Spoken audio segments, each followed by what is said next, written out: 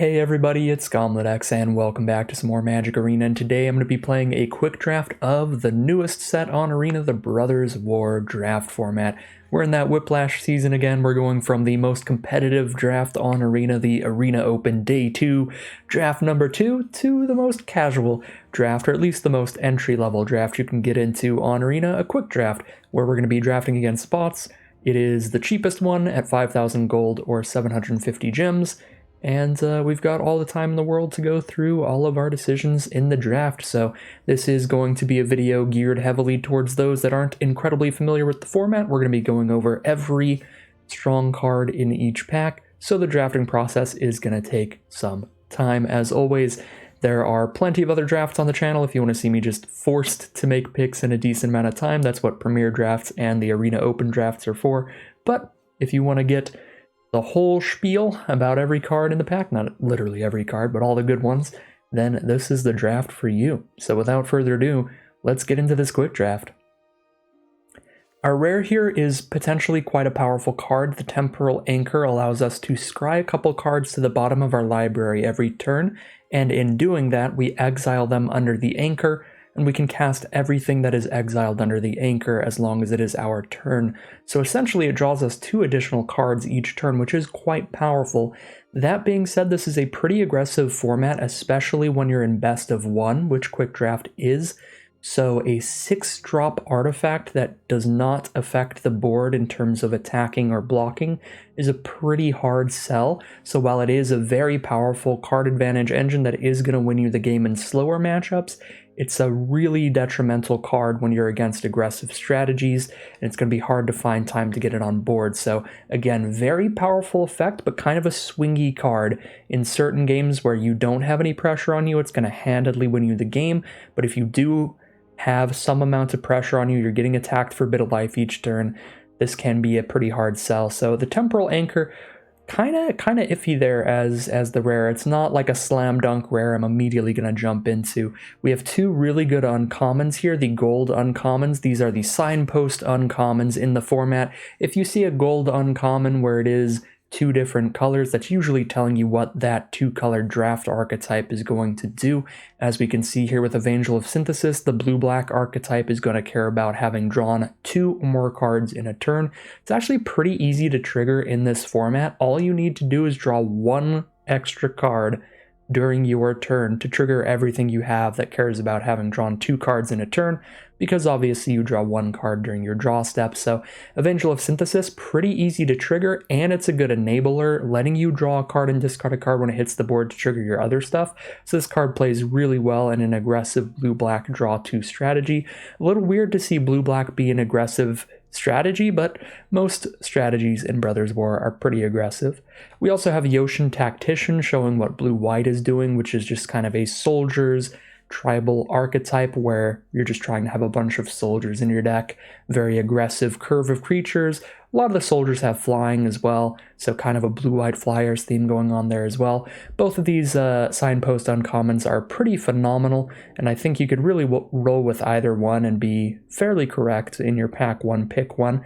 None of our commons or our retro-famed artifact are powerful enough to really compete with these really strong gold uncommons, or even the rare, to be fair. So the 3 picks to go through are the Temporal Anchor, the Yoshin Tactician, and the Evangel of Synthesis, and I think it's definitely a very close one between those 3, kind of a season-to-taste sort of pick here, or just pick what you're interested in playing around with. And today, you know, I do enjoy the Draw 2 deck quite a bit. It's a lot of fun just trying to play a somewhat synergistic, a little combo-y oriented deck where you're really banking on triggering a bunch of cards in 1 turn, so I'm going to go for the Evangel of Synthesis here.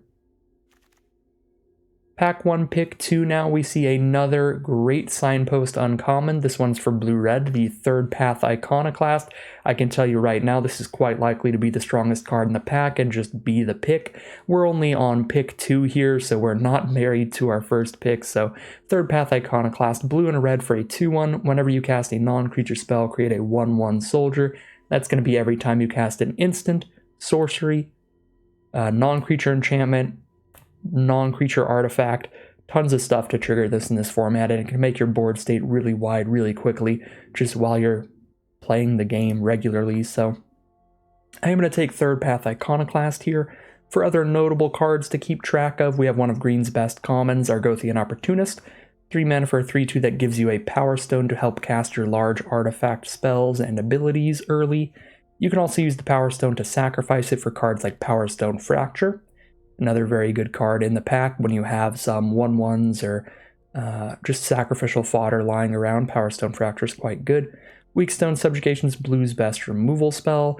Then the Stern Lesson in blue is a really nice card in the format because it lets you draw 2 cards at instant speed, so it's a way to trigger your draw 2 stuff during your opponent's turn, which there's not a ton of ways to do that, so it's actually kind of spicy with the Evangel of Synthesis, but the Third Path Iconoclast is so good we're still just going to roll with that. There's also Mightstone's animation, which is solid. Again, you have any Power Stones or any 1/1 artifact creatures, and this is just going to give them a big buff and draw you a card. Great value play there. But I'm not particularly interested in Haywire Might or Philagi Dragon Engine as the other uncommons. So Third Path Iconoclast, it'll be for me there. And pick 3, shall we just keep picking some very, very good Signpost uncommons? I don't really see a massive reason not to here. Again, we can really just decide what 2-color pair we're going to go into later on during the draft based on what we get past the most, and for now, just take the strongest card in each pack, which is definitely Skyfisher Spider out of this pack. 4 mana for a 3/3 reach that lets you sacrifice a creature to destroy any non-land permanent, and this card gains you a good chunk of life when it dies. So Skyfisher Spider is a ridiculously good card. Very happy to take. Another fantastic card in the pack is Overwhelming Remorse. It is exile removal, so it gets around any Unearth abilities in the format, which are pretty relevant. Cards like Combat Courier have a good value Unearth effect to bring it back from the graveyard in 1 turn, draw another card off of it. So being able to exile stuff so it can never come back from grave is pretty good, and this is also instant speed removal, and it's pretty cheap if you have some creatures in grave. So Overwhelming Remorse, probably the second best card. I also quite like the Combat Thresher here, a 3 mana 1/1 with Double Strike that draws you a card when you play it, or a 7 mana 3/3 Double Strike that draws you a card when you play it. You basically play this card and plan on playing it as a 3 mana 1/1, and just if you happen to top deck it late game, then you get a bigger Double Striker out of it, which is cool. So those are like the strongest 3 cards in the pack, period. However, because we're starting with a blue-black card and a blue-red card, we do want to put Combat Courier quite a bit ahead those other cards. This is probably the second best pick in this pack, in my opinion, because it works with both of our first 2 picks relatively well. Works incredibly well with Evangel of Synthesis. This is one of the best enablers for the Draw 2 deck, because it's going to draw you a card during your turn to trigger all of those cards, and then on a later turn you can unearth it and do it again, trigger all of your Draw 2 cards on another turn. So Combat Courier is super sweet for the Draw 2 deck, and then there's also Weakstone Subjugation for blue removal. But I'm going to go Skyfisher Spider here. We're just going to stay super open. Keep taking the strongest card in each pack. Pack 1, pick 4. My favorite card in here by power level alone is Scrapwork Cohort by far. 4 mana for a 3/1 and a 1/1, and it unearths to give you another 1/1 and another swing for 3 damage.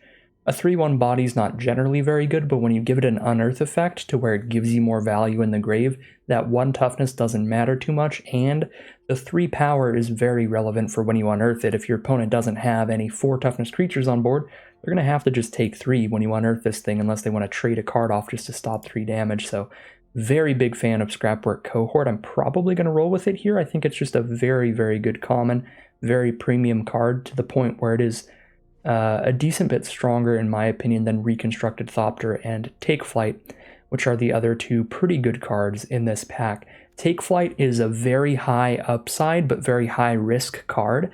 If you can slap this onto one of your creatures and get multiple attacks off of it, it's going to be very hard to lose the game. The risk on this card is there is that window where you cast a Take Flight and then your opponent could have instant speed removal to kill your creature before it draws a single card, in which case you're very far behind. You've cast a 4 mana spell to get both your 4 mana spell and the creature you put it on blown up, so you're incredibly far behind if your creature gets blown up before it attacks once. And even if the creature attacks once with Take Flight and then gets killed by sorcery speed removal during your opponent's next turn, it's still a pretty bad deal. 4 mana to give something +1/+0 and flying till end of turn and draw a card. still really not where you want to be. So Take Flight is the kind of card that you get like 2 or more swings off of it, you're good, you're golden. But if you get into those scenarios where you've only attacked with the creature once, or you haven't attacked with it at all before it dies, you're going to be very unhappy with the card. And then Reconstructed Thopter is very basic stuff. It's never going to be like incredible, but the fact that it fits into any deck is very nice, and flyers are pretty good in the format.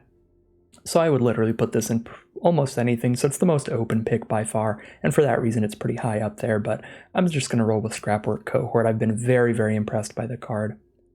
And luckily for us, we get a second copy of Scrapwork Cohort Pack 1 Pick 5, which is a pretty easy follow-up to the first one. Going to scoop that up here for other notable cards in here to keep an eye out for, because we do have a little look into that blue-black draw 2 archetype with Evangel of Synthesis. We do see a Trench Stalker that would work quite well in that deck as well. If you can trigger this even once per game, it's going to be a very, very big life point swing. You know, it hits for 4 and gains you 4 life when it has lifelink. If you can really consistently trigger that draw 2 effect, Trench Stalker is very good. Like if you treat this as a 5 mana 4/5 Death Touch lifelink, that's an incredibly good rate. So it all depends on how often you can trigger the drawn 2 or more cards this turn effect. But if you can do it relatively consistently, the card is super good. So I do like it a lot in that blue-black archetype. There's also Ambush Paratrooper, which is a pretty great card for the white aggro decks. But I think I'd rather scoop up another Cohort before a first Ambush Paratrooper. That's honestly about it here. I'm not a super big fan of like Scatter Ray, Blitz Automaton, Infantry. Like these are all fine cards, but not really pushing me in their direction, whereas I do really, really like a Scrapwork Cohort. Well, things are a bit awkward here. I don't think I saw a ton of really good green and black, at least in the last couple packs. We did see the black instant speed removal spell, Overwhelming Remorse. That was phenomenal. But we do see a pick 6 Skyfisher Spider, which is kind of the nuts. An incredibly good reason to be in green-black, and the strongest card in this pack. It's not the strongest card in this pack by a massive amount, but by a good amount. I think the second best card is probably like Yoshin Frontliner here. Very good in the white aggro decks. It has that good creature type of being a soldier, has the very good Unearth effect, and gets a lot of damage in for only 1 mana. So this would be the easiest pick to just keep going with our Scrapwork Cohort plan. But super into a Skyfisher Spider. I'm just going to scoop it up here. And if this were a player draft, getting a pick 6 Skyfisher Spider would be a very good signal that there should be a lot of green and black cards getting passed to us at this point. That being said, doesn't look like there's a ton here. Gigamole is a pretty solid card we could scoop up here, and it does fit with the black-green archetype, which is about self-mill and getting value based on the number of cards in your graveyard. So I think Gigamole would be nice here. We could also stay really open and take Reconstructed Thopter. Burnished Heart is a very cool card, but it doesn't actually fit into too many archetypes in this format because so many of them need to be so low to the ground to survive against aggro that you're not really that interested in ramping up that much for 6 mana total. Mishra's Research Desk, one of the best red cards in the format, just a very good way for red to go up in card advantage as well as get some sacrifice triggers going for cards that care about that. But we're not playing that much in red. I think I'm going to take the Gigamole here and start actually trying to narrow in and get the strategy, get the draft focused into a specific archetype and push towards this black-green with the double Skyfisher Spider. Pick 8 here. There's definitely more blue than anything else in this pack, which is a moderate sign that blue is open, but none of these cards are like incredible. Urza's solid, Spotter Thopter's solid, but they're not like super high picks or anything, so not any crazy signals here. Clay Revenant is not a card I'm a super big fan of, but it's the only thing that's really going to work in the black-green self-mill deck, and again, none of these blue cards are really good enough that I'd be that excited to jump over into the blue strategy. Maybe I should have taken the Urza there, because it would work pretty well with the Evangel of Synthesis and that draw 2 archetype, and I am going to want to do my best to cut a Clay Revenant out of the black deck if I go in that direction, but we'll see. Pick 9 here, it's pretty easily another Gigamole. Again, it gives you that graveyard fuel milling you 3. If you don't manage to pick up a creature with it, then it's a 4 mana 3/4, and if you do, it's a 4 mana 2/3 that drew you a card. Either of those is a solid stat line for 4 mana. So we'll roll with another one of those. Pack 1, pick 10. Well, we are seeing a lot of blue here. Maybe we do pick up some of that now. Take a Milestone's animation here. Don't have a ton of good things to put this onto right now, but you don't need too many for the card to be pretty solid. I think it's the best card in the pack outside of Whirling Strike, which is only good in aggro red decks, which we're not really in that direction. Alright, pack 1, pick 11, Combat Courier. Pretty late for a Combat Courier, and this is a very good enabler for the Evangel of Synthesis deck, the Draw 2 deck. Now I am feeling pretty bummed that I did not take Urza over the Clay Revenant. I think that was probably a mistake in this draft. Should have stayed a little more open there, considering that I was going to try really hard to cut Clay Revenant anyway. Wasn't really a pickup for the green-black deck overall, if it's something I wanted to just cut. Another card that's solid in the blue-black draw 2 is a Curate, so we can scoop that up here. Other cards are just fine. And we wield the Trench Stalker, so alright, blue-black draw 2 might be the place to be. Scoop that up here. Wow, Yoshin Frontliner though, with only 2 cards left in the pack is nuts. Card is very good in aggressive strategies. We do have that double cohort still, so if we open up some of the blue-white soldiers cards, this could be still an archetype we can push towards, but Thraxidemon is also just good in blue-black draw 2 and just black in general, a 2-mana 2/2 that later in the game can potentially draw you some cards. Sacrificing some leftover Power Stones or anything like that if you pick stuff up like that, or just 1/1s. I think I'm just going to take Thraxidemon here and commit, because this is like a card I'm almost never going to cut. It's quite a solid 2-drop, unlike that pick of Clay Revenant over Urza. Alright, pack 2, pick 1, here we go, and we've opened up a pretty premium uncommon for the blue-black draw 2 strategy. The Gurgling Anointer here is going to get a +1/+1 counter every time that we've drawn a second card during our turn.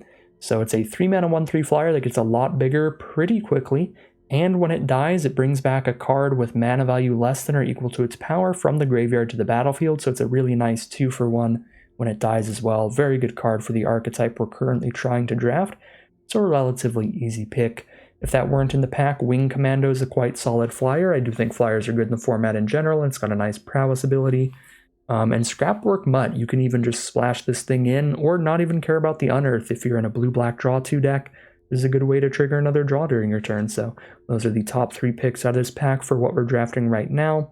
There's definitely good cards for other archetypes like Cliff Stomper for mono red, Boulder Branch for any green ramp strategy, a very good way to stabilize, but for our deck, easy Gurgling Anointer. 3 cards that I'm a very big fan of here. First and foremost, Combat Courier, a very consistent, very good enabler for blue-black draw 2. That's probably what I'll roll with. There's also a Weakstone Subjugation for some solid removal. We don't really have any removal yet, so it could be a mistake just letting these all pass by. And there's Trench Stalker as well, which I quite like in the archetype, but based on how last pack went, we should pretty easily be able to wheel the Trench Stalker at the very least. I don't know about the Subjugation. Maybe should take the Subjugation here. Because this is a quick draft, we have all of the time in the world to make some adjustments to our deck. So I'm going to cut out all of the non-blue-black cards here and take a peek at how many ways we have to enable our draw 2. If we've already got a very good amount, like maybe 5, then I'm not going to take Courier here. I'll take Subjugation instead. But if I only have 2 or 3, I probably want another good way to do that. So currently we have a Mightstone's animation, which is iffy in here. We have no Powerstone production, so I don't know if I'd even count that. Then we have a Curate, Evangel of Synthesis, and Combat Courier. That's 3 ways. Thraxidemon is a theoretical way, but by the time that we're using Thraxidemon, it's so late in the game that the draw 2 effects aren't going to be that significant. I mean, Trench Stalker ones are still going to be good, but so like 3.5, 4 if you full on count the Thraxidemon. I'm not counting the Mightstone's animation right now. That's right on the borderline there between Combat Courier and Subjugation. I'm just going to take a Combat Courier here. Hopefully we can pick up some of the very premium black removal instead of the definitely weaker blue removal spell in the format. If this was a pick between Combat Courier and Overwhelming Remorse, I would slam dunk scoop up the Overwhelming Remorse. I think the black removal in this format is just very, very good. So hoping to scoop that up instead. Pack 2, pick 3. Disciples of Gix, a very fun card if you have a lot of Unearth. It can give you some good value. We do not, though. We have 2 Unearth cards and 1 Clay Revenant. Not super good value there. I'm not that into it. Steel Exemplar is only good if you're very heavy into a specific color. At least 10 sources of your main color is where I would say this is good. And I don't think we're going to be there. We've got a Gix's Caress, which is fine at ripping a good card out of your opponent's hand. If you draw it at the right part of the game, it can win you the game. You know, if you draw it early game and you get to rip your opponent's Titania's Command out of their hand, that's a pretty big deal. But if you draw it late game, it is a very bad top deck. That is going to be our first card that actually makes a Powerstone to work with Mightstone's animation and Thraxidemon, so there's some amount of value there.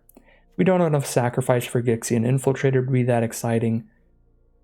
I think mainly Gix's Caress, Scrapwork Mutt for the draw 2, and Koilos Rock looking solid here. A flyer that gives us a Powerstone as well. Creature count right now, 9 creatures, 2 non-creatures. Let's grab another non-creature here, scoop up the Gix's Caress over the Koilos Rock.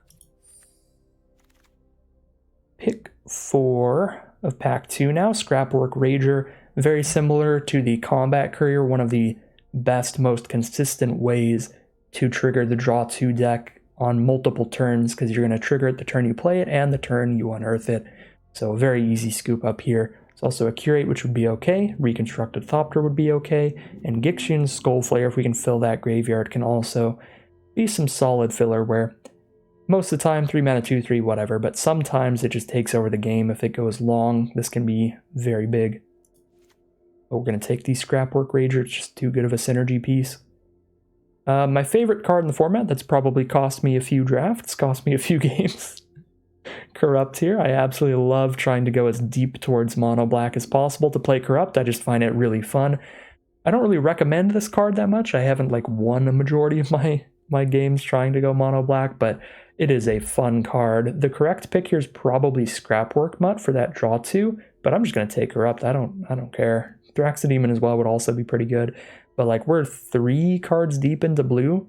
Yeah, we have 3 blue cards and 1 blue Unearth effect, so it's possible I get to play, an 11 swamp deck or something at this point. And 6 islands. And that should be a pretty powerful Corrupt. This pack is not the greatest. There's another Gix's Caress. There's a Reconstructed Thopter. There's a Self-Assembler, which is solid if you just pick up any of the random assembly workers to go alongside it. I think it's just Caress or Thopter here. I'll roll with the Thopter this time. We've got 1 Caress. Let's go 1 Caress, 1 Thopter. Carrion Locust is fine. Nothing super exciting, but it's fine. Take that. Pick 8. Emergency Weld is a card I'm a very big fan of. Going to return your best artifact or creature from grave to hand in the late game and give you a 1/1 soldier. Very good little sacrificial fodder for cards like Thraxidemon, while just picking up your best card to play again. Just keep taking the only card on color at this point. Trench Stalker did wheel, so we will happily take that and add it to our deck. Disciples of Gix also wheeled, which at this point we do have 1, 2, 3, 4 Unearth cards and a Clay Revenant, so this should consistently be able to actually put 3 Unearth cards in our grave late game, so actually probably worth it at that point.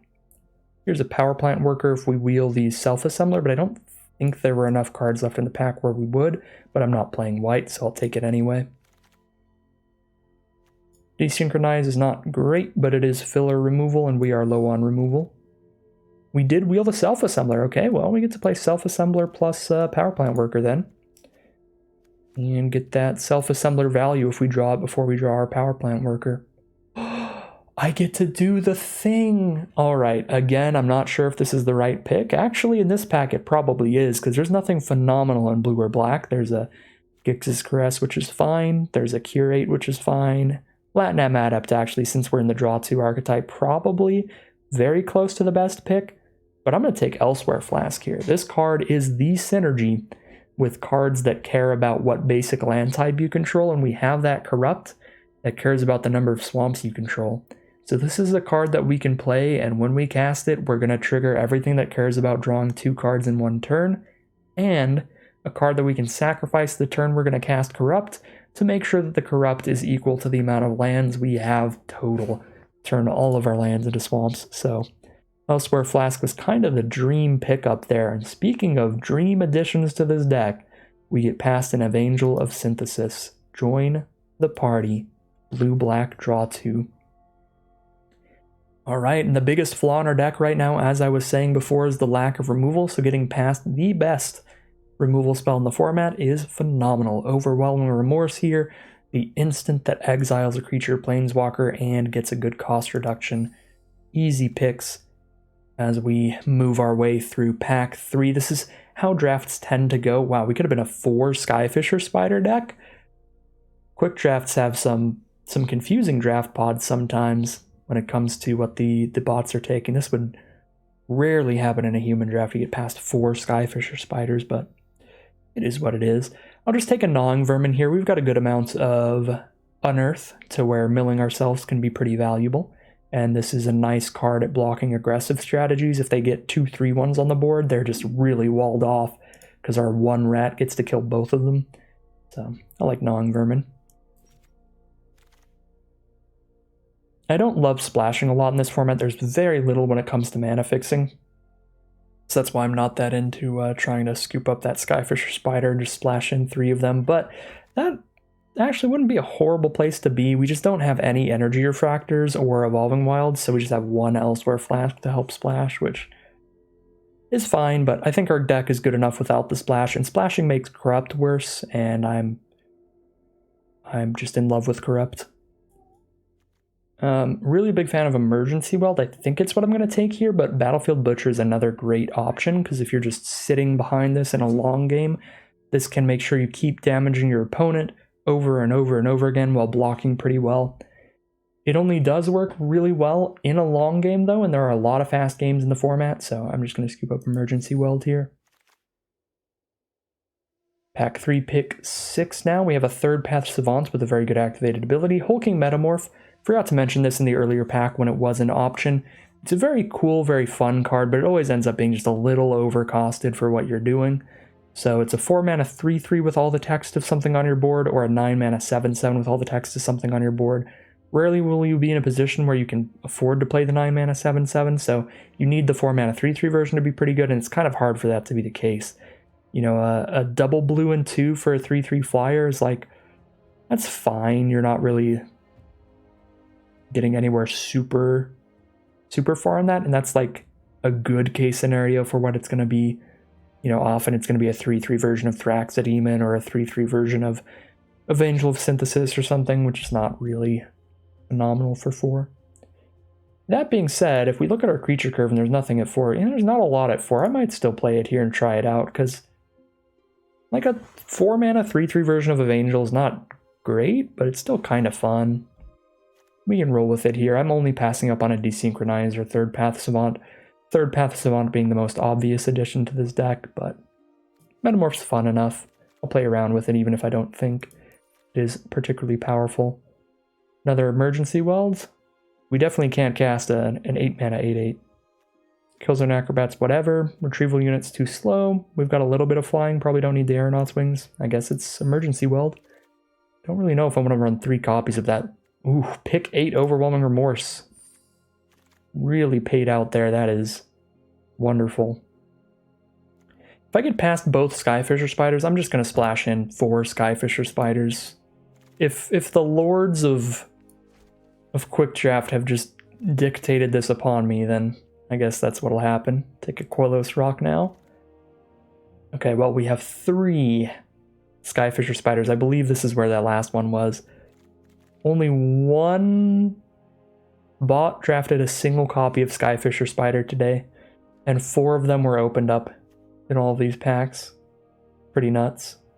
Mine Worker's probably worth putting in this deck so that we have 1 redundant Assembly Worker, so that it is less likely that we draw our Power Plant Worker before we draw our Self-Assembler and end up not getting value off of the Self-Assemblers enter the battlefield effect. when running any deck. Oh, this is the pack with Skyfisher Spider. Okay, so I guess the quick draft bots just do not like Skyfisher Spider. And at this point, even without mana fixing, when you have a play set of Skyfisher Spider, I feel like I am almost required to just splash in that play set. So we're going to have to make some choices in deck building. I think we're going to try to just focus in as much as we can towards mono black and make it kind of just a heavy black deck with a bit of blue and a bit of green. Which means that Metamorph probably gets cut because of its double blue costs restriction. And we want to play as many artifact cards as possible because we can cast those regardless of what is happening in our mana base. So cut down a little bit on blue, a little bit on green. Ideally cut down on the cheaper blue cards. Well, we can't cut down on green. Every green card is a Skyfisher Spider.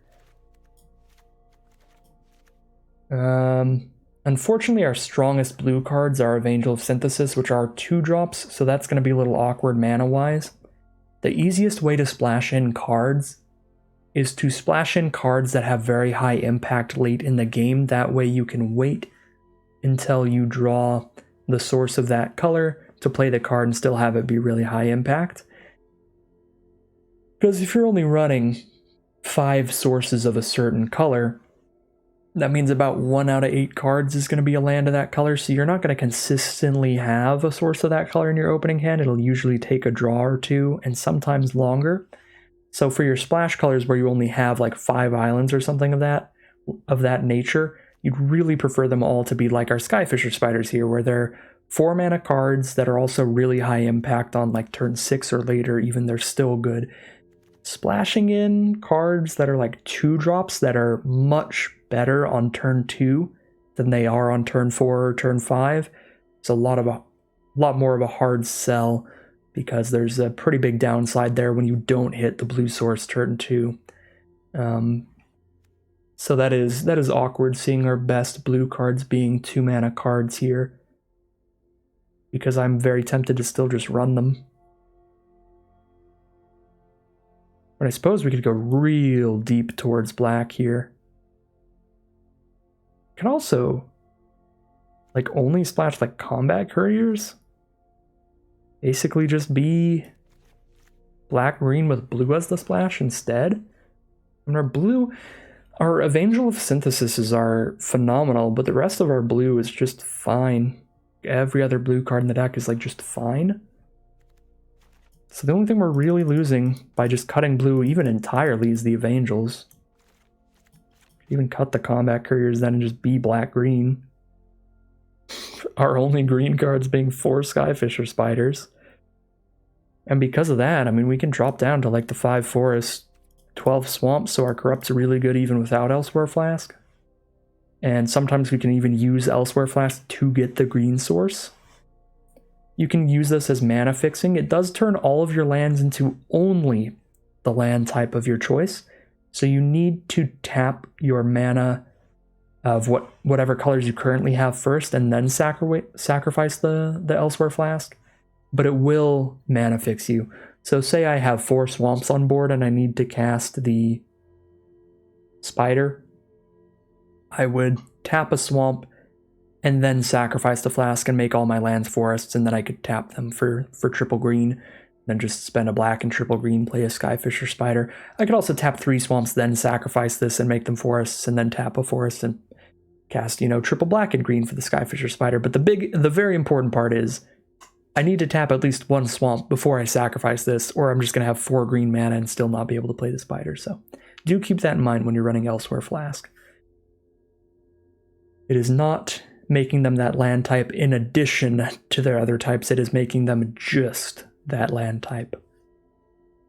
So we need to cut 5 cards here. Let's look at our creature versus non-creature count. I assume we're cutting like 1 non-creature, which is probably going to be one of these emergency welds. 3 of them seems a bit high to me. 20 creatures, 8 non-creatures. We get to cut 5 cards. Yeah, I think I'm going to cut like 4 creatures, drop down to 16, and drop 1 emergency weld as well. Want to keep the creature count pretty high for Gigamoles to hit relatively consistently. So I don't want to drop super low. Your average, very creature-based, relatively aggressive limited decks are going to be 15 to 17-ish creatures. And Gigamole definitely wants you to hit that count, so we're going to go right in the middle here. 16 seems super fine to me. Cut 1 Emergency Well. This is the non-creature card we're going to cut. And then we get to cut 4 creatures out of here. I could cut the Assembly Worker package. I feel like the deck still has plenty going for it without that package, and it is significantly weaker if we draw the Power Plant Worker before we draw the Self-Assembler. And we have plenty of other ways to get card advantage. Emergency Welds bringing our best cards back from grave. Scrapwork Rager drawing a card. I guess I don't have all that much draw 2 going on anymore, so Trench Stalker and Anointer are significantly weaker as well. I kind of want to cut the Assembly Worker package, but then also interested in cutting Clayrev and actually splashing in the Combat Couriers. Because whether or not we have an island, the Combat Couriers give us 2 more ways to trigger our Gurgling Anointer and Trench Stalkers. And whenever we do have the island, we can do it twice. So I feel like just putting 1 or 2 islands in here and getting the Combat Courier in here is probably pretty good. It's going to make our Corrupt weaker, for sure. Probably drop down to like 10 Swamps and then go 5 Forest, 2 Island. But I think Combat Courier is just a really nice kind of glue to hold the deck together when it comes to those Gurgling Anointer type effects. And it also makes Disciples of Gix actually have targets to put in our graveyard to give us some Unearth value as well. That being said, we might cut Disciples here, to be fair, because I do need to cut 2 more cards since I put those in. Locust is probably next on the list, on the chopping block. Very good against some decks, but very average otherwise. The Unearth game, we've got the Rager, Thopter, Double Courier now. I mean, Disciples is fine. Disciples looks exactly fine in here. I think I will cut a Locust to Disciples. Change the mana base up a bit. Throw 2 islands in. And we'll call it a deck. Alright, here's a look at the deck that we have drafted today to play around with. It is going to be primarily a black deck here, but we got past 4 Skyfisher Spiders throughout the draft. So we're going to be playing those off of 5 forests, and they're probably the strongest cards in the deck. I mean, they're just pretty ridiculous. We played most of the draft out trying to go for a blue-black draw 2 deck, but we didn't have too many really good blue cards. So we do have some of those draw 2 cards like Trench Stalkers that are going to be really nice late game, and Gurgling Anointer in the mid game. And we are still playing several good ways to trigger them. We have Elsewhere Flask and 2 Combat Couriers and Scrapwork Rager to trigger those effects and make those cards quite powerful. Thraxidemon can do that as well, just a lot more slowly. Some decent interaction here, 2 copies of Overwhelming Remorse and a Corrupt as removal spells, Gix's Caress to pull something good out of our opponent's hand, and just a lot of good value creatures that are drawing us cards again. Gigamoles can return things from grave, Rager draws us a card when we play it, Combat Couriers can draw us 2 cards, just trying to get a little bit ahead in value and run a good chunk of ways to stop our opponent's best card, with 4 Skyfisher Spiders also working alongside our removal spells to clear the path for our dorks to get in. So that's the deck we're going to be playing with today. Without further ado, let's see how it does as we head into the gameplay. Well, we've drawn a really excellent mana base here, so that's going to be a keep. That is surprising. We are a 2-island deck, but we have hit all 3 colors. So that is beautiful, and there's the Gurgling Anointer to get a lot of value off having that early Combat Courier. Not going to play the Elsewhere Flask because it's another trigger for Gurgling Anointer here. So we're going to save it to trigger that rather than curving it out.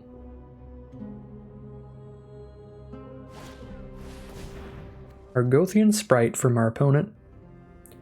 That is going to be unblockable by our current creature. But Gurgling Anointer can block it. I'm not going to make Gurgling Anointer block it, though.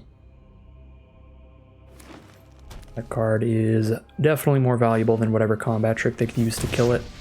And they do have the cheap removal to kill it with Epic Confrontation here. Not ideal for us, but we do draw into the emergency wall to just pick it right back up anyway. That's solid. I could Skyfisher Spider trade Courier into Sprite because Courier can unearth anyway for now. And then I wait until I can emergency weld and play the Anointer in one turn. I should have hit for damage here. I did miss out on 1 point of damage. A little loose. A little loose for sure. Cool thing about Skyfisher Spider is you don't have to gain the life when it dies. You can choose to keep it in the grave, in which case your emergency welds get to pick up a Skyfisher Spider and give you the 1/1 to sacrifice to it. Now that I think of it, I should probably just play triple emergency weld and just be on the looping Skyfisher Spiders plan because we have a full playset. That's actually to the point where it's so tempting I don't even want to emergency weld Anointer because I just want to be on Skyfisher Spider as the game plan. Oh my god, yeah. I'm going to make some deck adjustments now that I realize that synergy where emergency weld picks up Skyfisher Spider from graveyard and gives you the creature to sacrifice to its ability. So when you have 6 mana, you just pick up the Skyfisher Spider, play it, and kill a thing. And we have 4 Skyfisher Spiders, yeah. I'm going to put the 3rd emergency weld back in here. And we're just going to loop Skyfisher Spiders all day today. That's the plan. You know, sometimes you're just drafting a very specific strategy, and then the arena draft bots pass you 4 Skyfisher Spiders, and you just do that instead.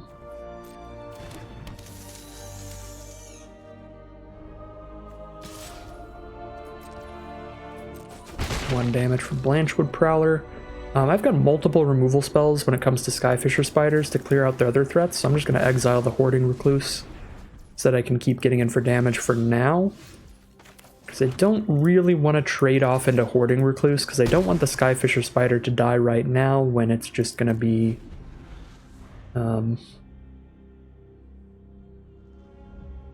it's just going to be recast to kill a 1/1 here. Probably should have taken the opportunity to unearth the Courier and draw a card. If you can't tell from some of my recent videos, I've been a little out of it in general. Definitely a little sloppier plays than normal. I'm on the overnight shift, so it was extra bad during the Arena Open because that event started at 8 AM and I usually get off work at 6:30 AM and go to bed at that time. So if I had a normal 9 to 5 work schedule, sleep schedule, it was as if I was playing a tournament at like 2 AM. Yeah, it's the hazy overnight winter time.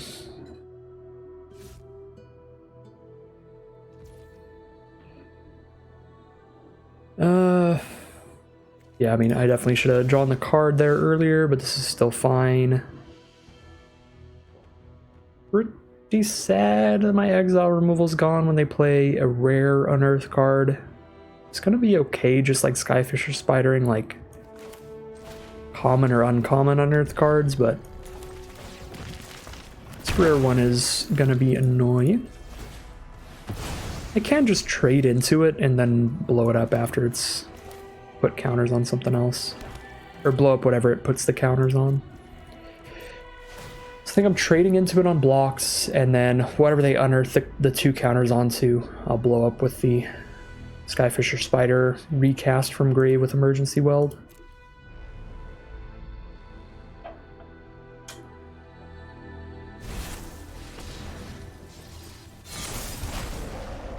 Prototype out a Cradle Clear Cutter.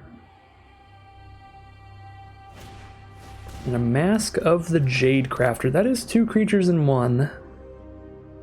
And they're going to be pretty big. That's already essentially a 6/6. If they tap all their mana for it next turn.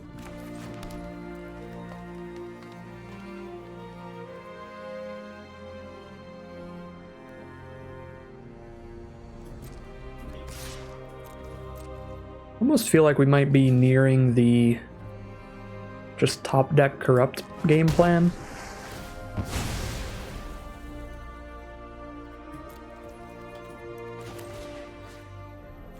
I'm gonna kill this clear cutter because it's gonna pop off with they're gonna put 2 counters on it and then really pop off with the mask. I guess I could just blow up the mask instead.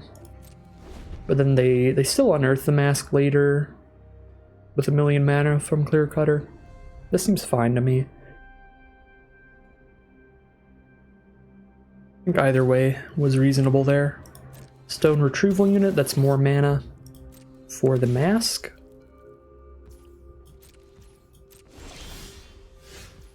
Alright, I probably just have to Thraxidemon away the Elsewhere Flask as much as I want to save it to top deck at Corrupt.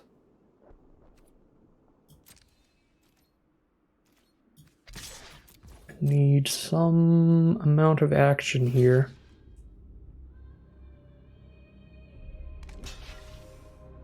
Alright, this is a fine trade. I will just gain the life this time because I've got another spider to play.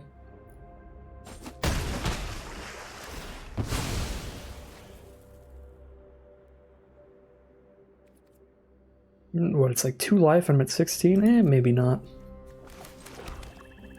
Another emergency weld off the top would still be very good.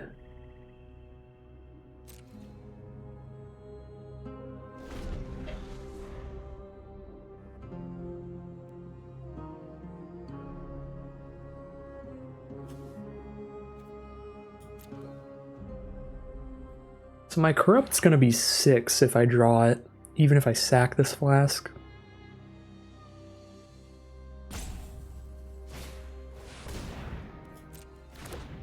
It's not gonna kill my opponent, but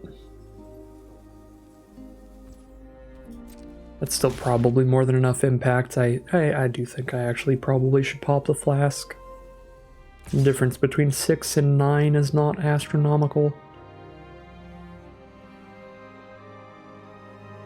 Gonna Gaia's Gift my Thraxidemon away. 16, I can just take 1.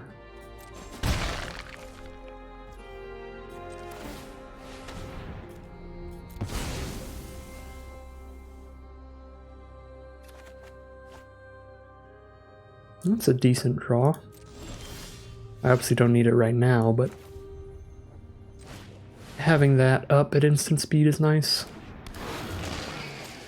Trench Stalker's a very good draw.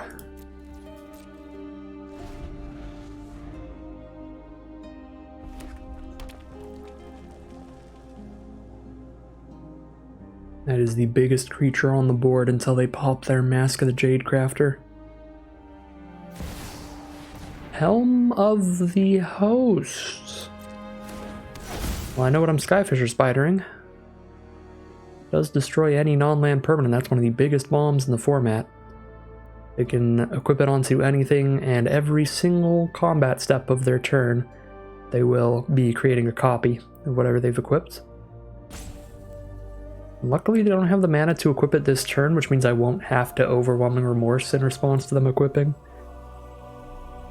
I'll just get to Skyfisher Spider next turn, sack a Thraxidemon, blow up a Helm of the Host. Alright, get a 3/3 off the Mask of the Jade Crafter, holding 1 green up. So they have Giant Growth, not Gaia's Gift, is what they're telling me here.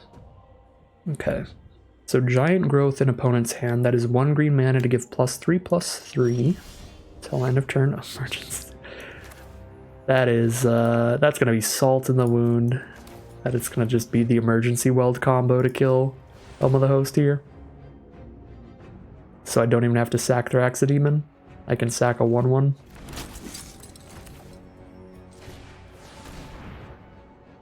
Although I can't hold up Overwhelming Remorse unless I sack Thraxidemon.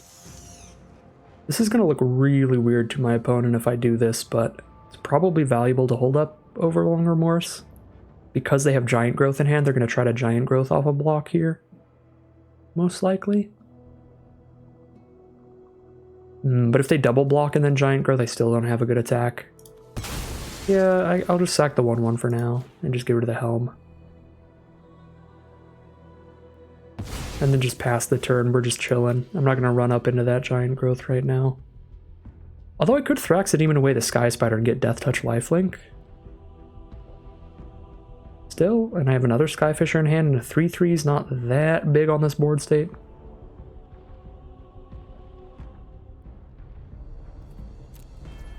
No, I think I want to be able to hold up Overwhelming Remorse and Thraxodemon's effect to really play around combat tricks and make it go firmly in my favor. Alright, Ironclaw Crusher is big.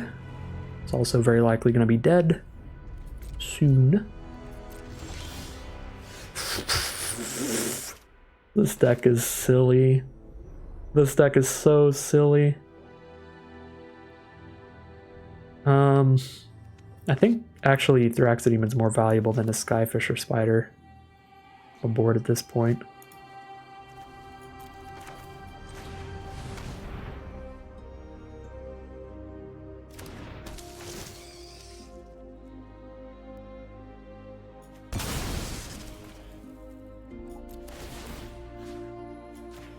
I'm out of emergency welds in the deck because I only put 2 in here, so I'm probably going to exile it. Any other graveyard recursion? I don't think I do, but I'm going to double check real quick. No. I mean, I have the Gigamoles, but they don't pick up any creature in grave. They just pick up one that I milled at that time. I guess if I didn't exile it, though, the Remorse would be cheaper. Yeah, at this point I can't Remorse and Thraxodemon.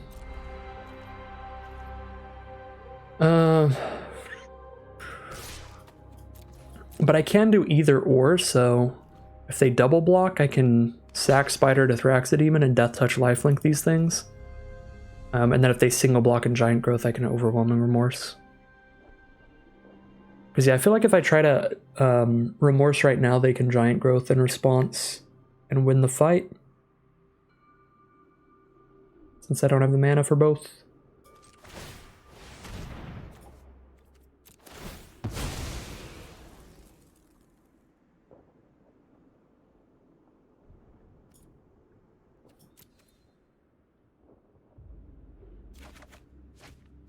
The Gigamole.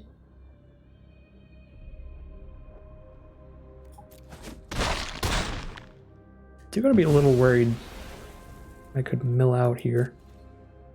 But yeah, now since I didn't exile that Spider, I do have the Overwhelming Remorse mana. I think I should not have exiled the first one, because then I could have sacked a thing to Thraxodemon and had Remorse up. After the sacrifice resolved, I would have had Remorse up during the combat. So I could have won even through a Giant Growth and kept the Trench Stalker on board. Although no, I couldn't have, because they would just go for the double block like they did there, and then I would try to like Remorse one of them and they'd Giant Growth in response. I don't think I could play around a Giant Growth either way. Taken 1 from Blanchwood Prowler.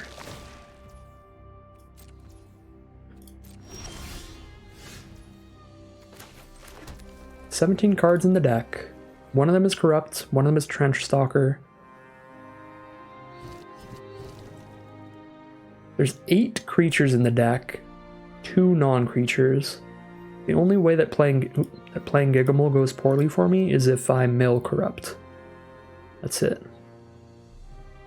That being said, I do kind of need a Skyfisher, but if I hit a creature off Gigamole, I'd rather sack Gigamole than Skyfisher, so... No Corrupt, no Corrupt, no Corrupt, no Corrupt, no Corrupt, no Corrupt, no Corrupt, no Corrupt. No Corrupt, and I get to pick up a Skyfisher Spider. Oh. This is not a good time for our opponent today. We milled 2 Unearth cards and a Skyfisher Spider off Gigamole. That's literally the best possible mill we could have had. Alright, Prowler's a 3/3 and they have 1 card in hand, and we have plenty more to play with since we just milled 2 Unearth cards, which means we are now far ahead. Still playing around Giant Growth. They probably just never had it the whole time. Just playing around nothing. Let's Skyfisher Spider off of an Unearth here. That's pretty good value.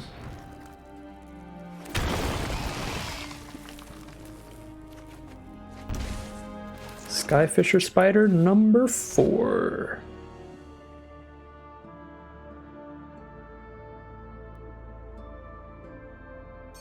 Yep, opponent is incredibly over it. That's the 6th Skyfisher Spider we cast because we emergency welded twice.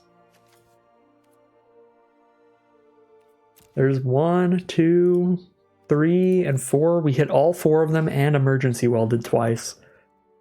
Well, I think we know our deck plan, and it's not exactly what I said it was during the deck overview, because I did not realize that emergency weld Skyfisher Spider synergy. The deck plan is to just loop every single Skyfisher Spider all over the place. And we're going to put that emergency weld back in. Go all in on the Skyfisher Spider game plan. We're definitely keeping every Unearth card in here as well, because those work incredibly well with the Spider. We could cut like Gix's Caress, I guess. And just be 100% playing to the board here. Don't really need to pull things out of their hand when I have 4 ways to destroy any non-land permanent and 3 ways to return those cards and destroy another non-land permanent. Yeah, I think I'm going to cut a Gix's Caress for another emergency weld, and I think this build looks incredibly nice for just the quad Skyfisher Spider loops all day long. So, see if we can keep that up as we head into game 2. Here we are in round 2. We have the 2 most important colors.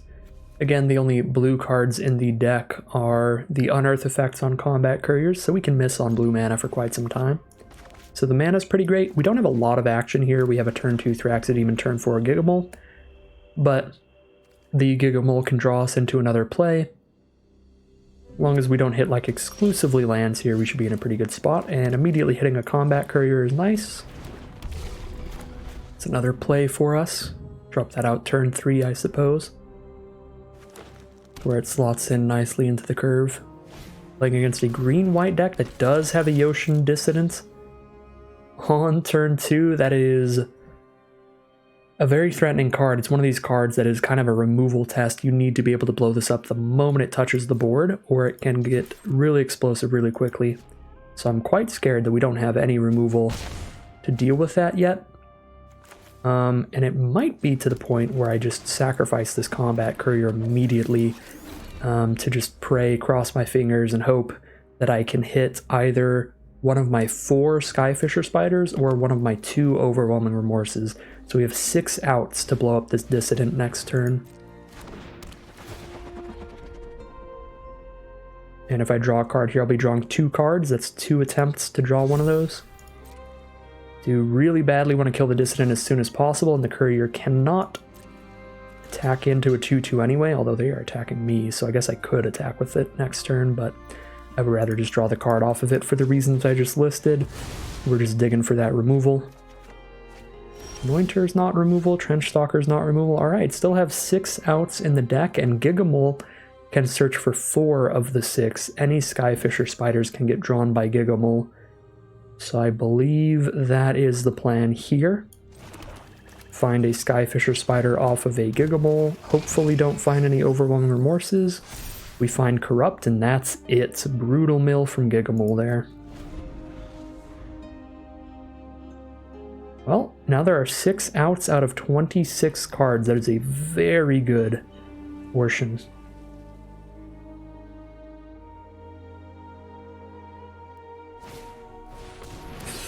Yep, Dissident's going to keep putting some counters out here. It's getting scary. The Thopter's going to be hitting for a lot as well now. Trenchstalker's a pretty great card to have here. We're going to need to gain some life after this early aggro from our opponent.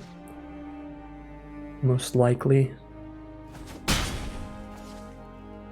Because I'm going to kill the Dissident before I kill the Flyer, so we're letting this Thopter hit us for 3 for like a few turns here. Probably take like 9 damage from it before we really deal with it. Emergency Weld is not an out. We do have a Combat Courier.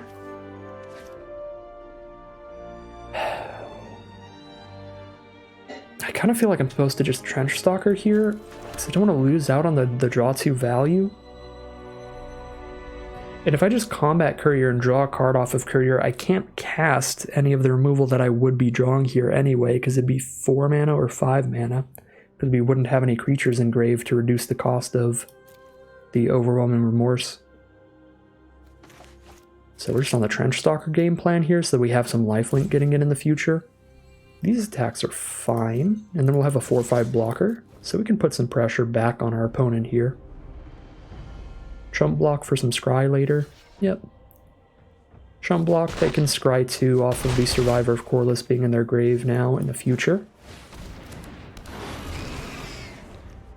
This Power Blade here, it's just a +2/+0 equipment, but it costs 2 to equip, which is why it's not on the Thopter yet. Sort of forgot I'm in a quick draft video that I try to keep very, very entry level, so I want to do my best to explain every card that shows up. But I forget that a lot. I draft so much that a lot of these videos I think I get to a point where I just assume everybody knows all of the cards, but that is very much not the case, especially for quick drafts. Alright, yeah, this Thopter's a huge problem, but obviously we're sort of doing what we can to try to draw removal here. I took a turn off from drawing cards so that I could actually get life gain when I draw the card next turn. But,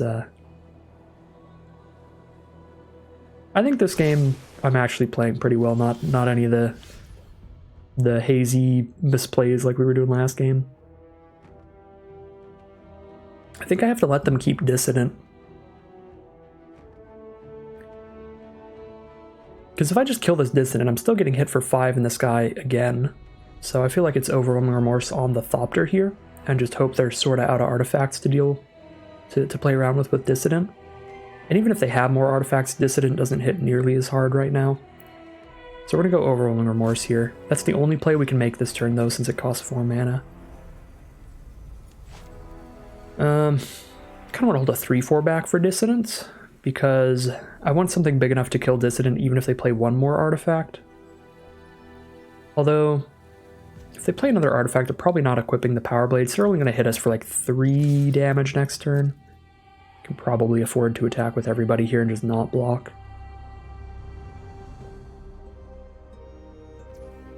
So we'll do that. And exile the reconstructed Thopter and pass the turn. Getting hit for 5 damage maximum, I would say. That's if they have a 2 mana or less artifact and equip the Dissident. Alright, a 3 mana or less artifact and equip the Dissident. But if they hit us with that, they're going to take the full crack back. Next turn, if they don't get rid of Trenchstalker, we can guarantee that we're gaining 4 life off of it. Again, with our Combat Courier in our graveyard. Swift Gear Drake, that's a flying hasting artifact, so we are getting hit for 5 if they attack with everybody. And that means our Combat Courier is not going to be in grave anymore, so we can't trigger the life gain from Trenchstalker, which is pretty big. They're actually going to put our Overwhelming Remorse on the bottom of our library from our grave, so we do get to keep the Combat Courier, so I suppose we will get the Trenchstalker life gain going. Be happy with that. I'll take it. Guess our opponent is just worried about more removal from stuff, or from us. They're probably just not that familiar with the format yet, and don't know that there's not a lot of ways to return instants and sorceries from grave to hand. So we drew into an Elsewhere Flask, which meant that we get to play our Anointer and gain some life. Draw a card still. So we definitely play the Anointer first, so that gets a counter off of the draw 2 from the Elsewhere Flask. And we're attacking everybody here because they're forced to block one of our big creatures, because that's 7 damage, that's lethal, so the Thraxodemon attacking is just bonus damage, at no risk of the Thraxodemon dying, since they're tapped out. So attack all, we've got a 2/4 flyer to block their flyer.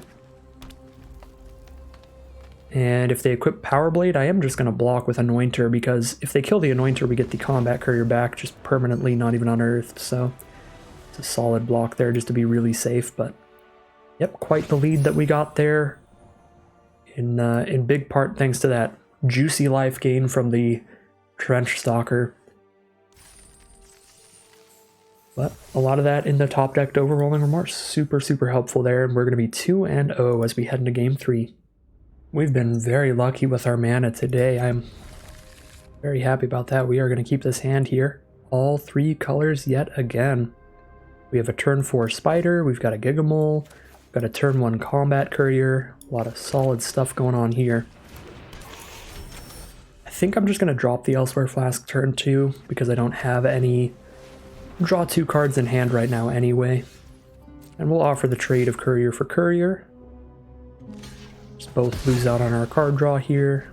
Fair and balanced. Now let's play our land that we can unearth that with.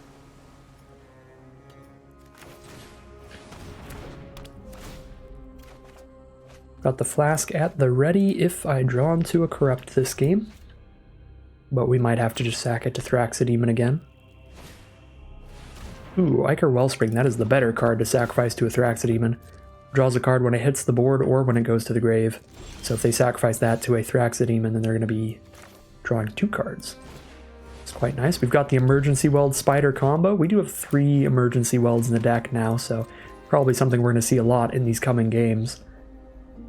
But the game plan is assembled. Probably Skyfisher Spider sack a flask to blow up something, then Emergency Weld Skyfisher Spider blow up something. Emergency Weld Skyfisher Spider blow up something. Just blow up everything they do all day. Oh my god, just draw more Skyfisher Spiders. Luckily we have other cards we can play right now. We can just slam down a Gigamole.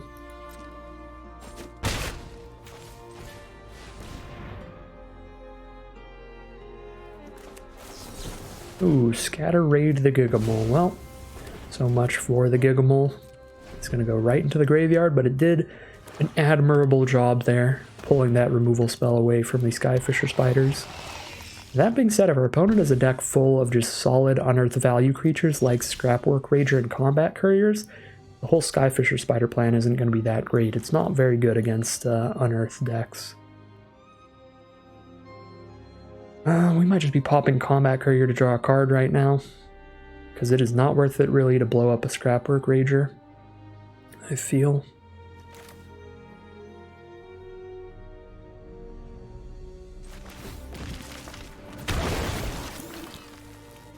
Although, if I blow up my unearthed card, it's pretty even. We do want a Skyfisher Spider engraved for Emergency Weld later. Yeah, we have 4 Skyfisher Spiders, 3 Emergency Welds. We probably just use these things really aggressively.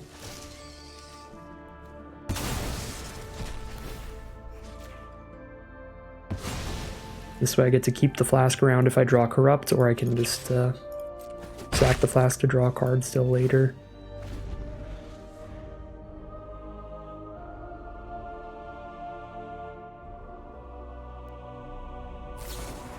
Overwhelming Remorse. Exile the Skyfisher Spider. My combo! It's not going to work if you put it in exile. I need a full graveyard. That's so rude. Ooh, an unearthed card. Beautiful. Incredibly acceptable draw. Come on out here, friend.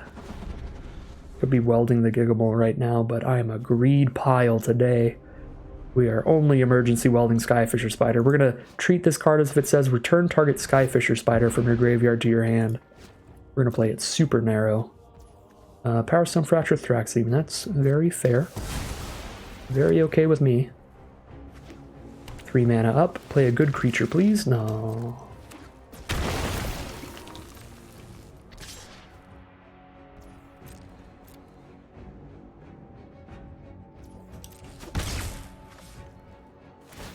Bunch of solid unearth value plays.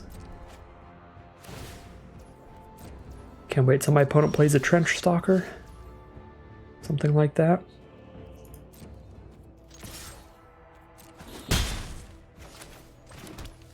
Alright, I lied last turn. I have exactly enough mana to weld a Gigamole and play it here while they're tapped out. And that'll give me a really good creature to sacrifice to the spider next turn. It'll give me the 1/1. I lied. I'm using Emergency Weld as it's intended. Carrion Locust is beautiful. That forces them to unearth the Rager right now or just lose out on the value. And if they unearth the Rager right now, They only have 2 mana to make an actual blocker, which means they're going to take 1,000,000. Yeah, so they have to just play Trenchstalker, and we know we can just Locust away their Unearth card. Although I don't have the mana to do that and Skyfisher Spider away the Trenchstalker, which is rough. I'm just going to Skyfisher Spider the Stalker away so I can get in.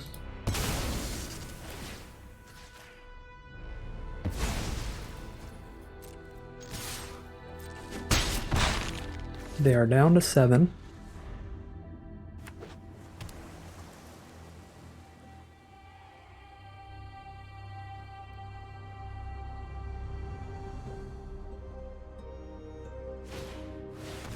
Corrupt the Skyfisher Spider. I can't sacrifice this or anything, so that just works. They gain 4.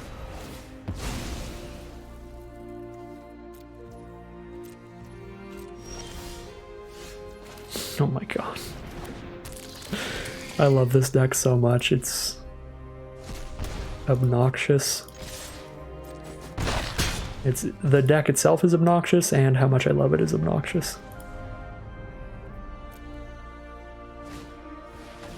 Thopter Mechanic, that's a very good card, because even if I blow it up, they get a 1/1 flyer. If they tap out here, we can make it the rudest play in the world. Oh no, I don't have enough mana. I don't have enough mana. I was gonna say I could go Skyfisher Spider the Thopter Mechanic and Skyfisher Spider the Thopter itself, all in one turn. Could be hilariously rude. I can also just corrupt their face for 3. That's moderately rude as well.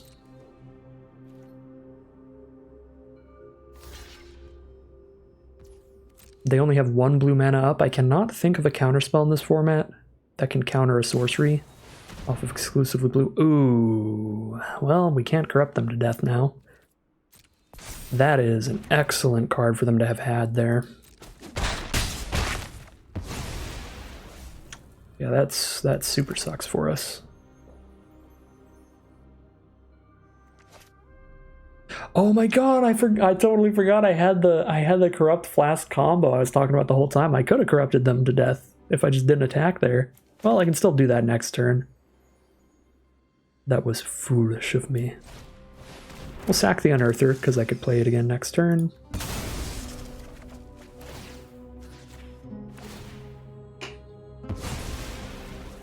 That was so foolish. Well, played these last couple games pretty well until that exact moment. Oh my god. Oh, we're gonna get punished for it. A lot here. Sundering Titan? We blow up 3 of our lands. We still have enough for a Skyfisher Spider though, so we're still fine. Yeah, no, we're fine. We're still winning this game. Oh wait, no, I'm 1 away. I could have flasked in response to make all my lands 1 type, and they could only blow up 1.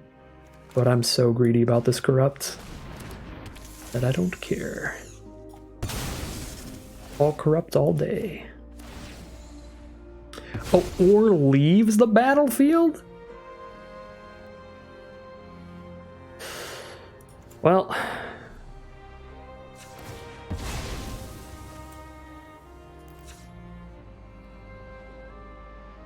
I did not know it blew stuff up when it died, too.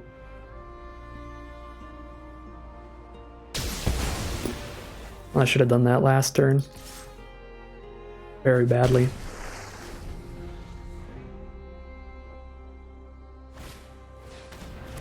Oh my god, we might actually lose because of that. Actually punted the game. I could have Elsewhere Flask corrupt them earlier, and then they just Sundering Titan me real hard.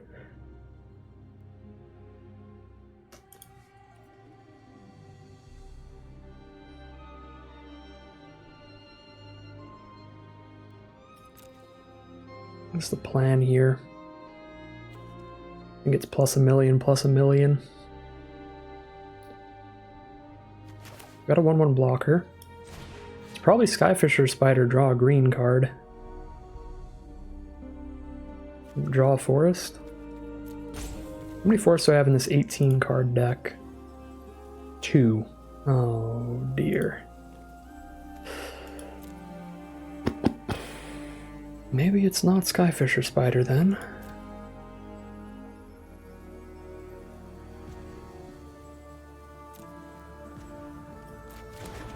If I Thopter here, I deal 2 to them guaranteed. Put them to 2 life. I can weld a Carrion Locust later. And that'll kill them in 1 swing.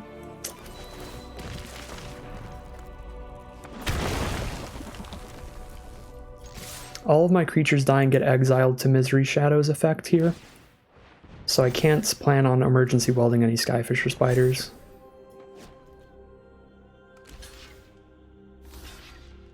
I don't know why they block like that, but I'm super happy because now they're just dead. The emergency weld Carrion Feeder on the ETB Carrion Feeder will kill them.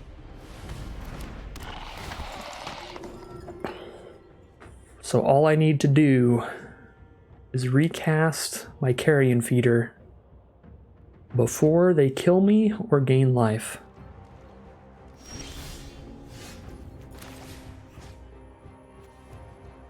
My Carrion Locust, not Carrion Feeder. Alright, we kill them next turn. They have 1 turn to draw life gain or kill us.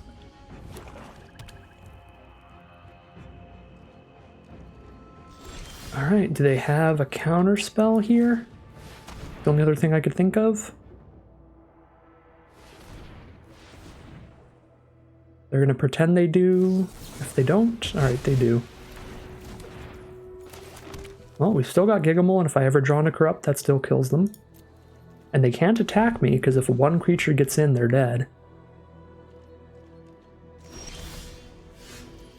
Oh, we are 1 mana away from a Corrupt.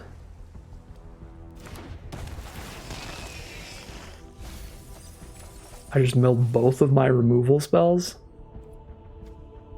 That's hilarious. I'm gonna actually pick that up here, so I can get a creature permanently on this board, instead of just for 1 turn. I guess if I left it engraved, then even if they played 1 more creature, I could haste out and kill them. Well, I don't think I should have won that game. I punted it away like 3 times. 3 times in a row as well, because they were all Elsewhere Flask lines that I just completely missed. I punted away, I had the lethal Corrupt with Elsewhere Flask, and then when they initially cast the Sundering Titan, I could have sacked the Elsewhere Flask immediately in response to that, to make all my lands plains or mountains, so that they'd have to blow up 2 of their own and only 1 of mine. And had I done that, I would have had enough mana to actually do more stuff that next turn. And then I blew up the Sundering Titan, which blew up more lands. That would have been the right play, but yeah, I really should have initially flasked into Corrupt to just kill them instead of attacking there. But then I should have realized that Flask is a really good play against the Sundering Titan on the Enter the Battlefield trigger to make it so they can only blow up 1 of my lands. I would have looked like a genius if I realized that, but instead I looked like an absolute doofus, but that's probably more accurate to the truth, so we'll take it there. We did get the win eventually. This is a greedy keep if I've ever seen one. We have the Skyfisher Spider Emergency Weld combo, but we do not have different colors of mana. I'm going to pretend that I'm LSV today, and we're just going to keep this and sack a Combat Courier and draw a Swamp. That's what we're going to do.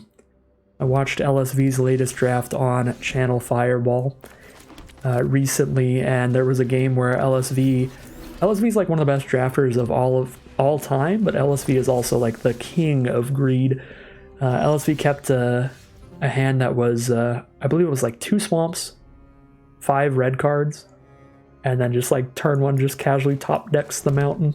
And it's like that's an LSV line right there. That's how you do it. So we got to channel the LSV here. Just simply draw a swamp and the hand will be incredible. And luckily enough for us, even if we don't draw a swamp, if I just hit 1 more land, I have Rager on turn 4, and I did draw a swamp. It's as simple as that. There you go. Opponent is red, black, white, which are relatively aggressive colors, and having a 1/1 body to block infantry is pretty strong. I don't expect them to play too many absolutely massive cards for me to blow up with Skyfisher Spiders, so it's probably just good here to put some 1/1s on this board and be pretty obnoxious to my opponent, make it hard to get in with their 1 toughness attacker. Play it pretty safe here.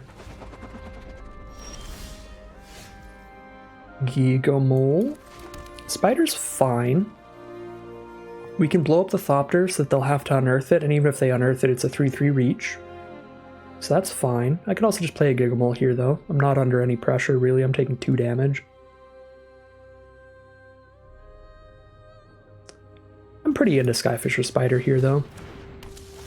Because if they unearth it, we just block with our reach creature, and if they don't unearth it, we can just carry and locust it away next turn.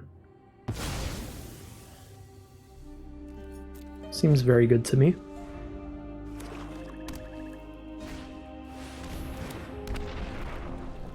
Well, there's another really good card to try to exile from their grave. Probably just Overwhelming Remorse that thing. Could even just trade it with a spider. And then locust that instead. Have anything else to do with my 5 mana? Not really. I guess I could play a Gigomole here.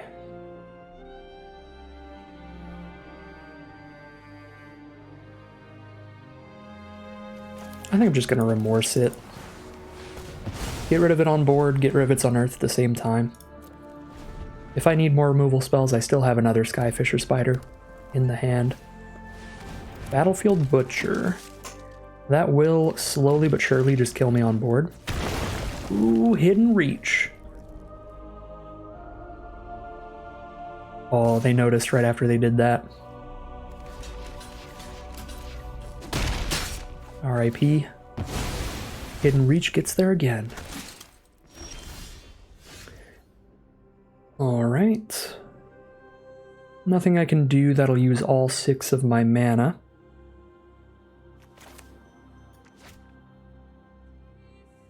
Play a Gigomole here. Draw a creature, maybe get an Unearth card in grave.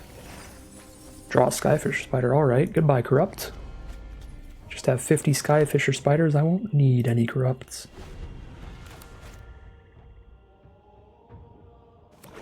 We're at 4 out of 5 green sources this game, it's kind of wild. Scrapwork Cohort, another great Unearth value play. Opponent's playing my my Arena Open Seal deck. Red, Black, White, Unearth. It is an archetype I'm a big fan of. I really don't want a Spider till I can Unearth this Combat Courier. It's going to be a lot better value. It's going to be pretty hard to do that, though. Because I only have 2 blue sources in the deck. Well, let's see. Let's drop a Rager here. Emergency Weld. Emergency Weld is a very tempting reason to just start playing spiders anyway. Probably sack the Rager. We can unearth the Rager for value. We're going to be killing the Battlefield Butcher here, so that we don't get drained for 2 life every turn. I guess it's not drained, they're just going to make us lose 2 life every turn. They don't gain any life back. Okay. Another black source is fine. As I said before, I would prefer it to be a blue source, but this is a-okay. We have a lot of stuff to do here, so we're not at that point where we're unhappy to draw lands yet.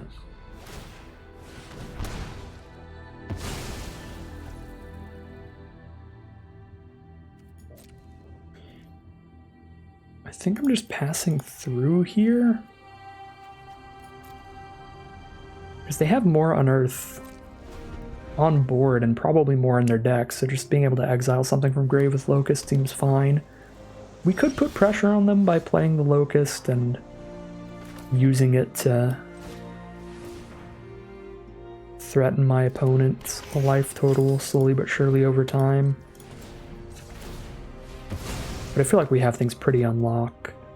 Just with Skyfisher Spiders, we don't need to worry about them top decking anything, especially with a 1 mana Overwhelming Remorse we can play.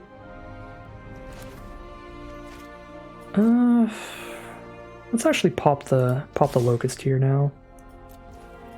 We just send everybody in, Cohort trades into something, then we exile Cohort from their grave, and hold up an Overwhelming Remorse at the same time.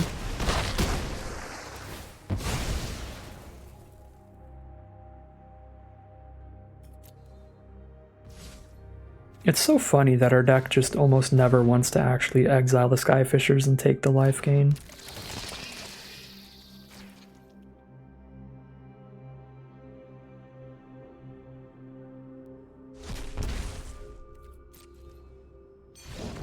Alright, opponent is very over it. We have 4 cards in hand and 3 Unearth cards engraved to their 1 card in hand. Massive, massive disparity in card advantage there, and they're just going to scoop them up.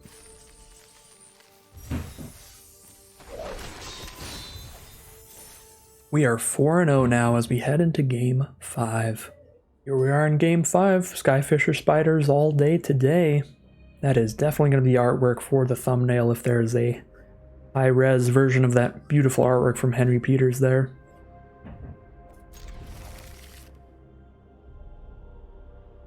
Because that is the name of the deck today. We just got past 4 Skyfisher Spiders. I wasn't even trying to be green-black, but the last Skyfisher Spider we picked up was like pick 9 or something crazy. Probably even later now that I think of it.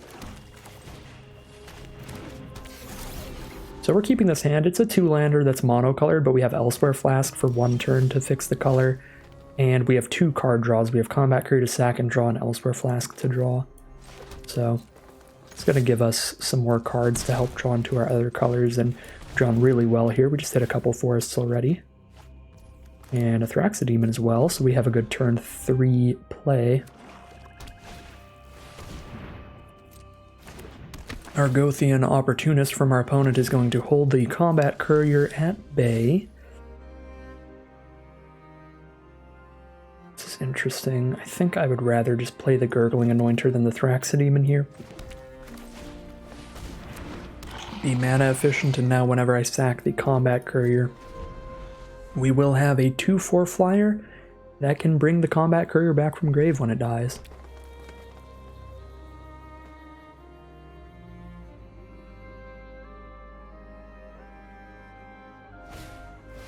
Scrapwork Rager from our opponents.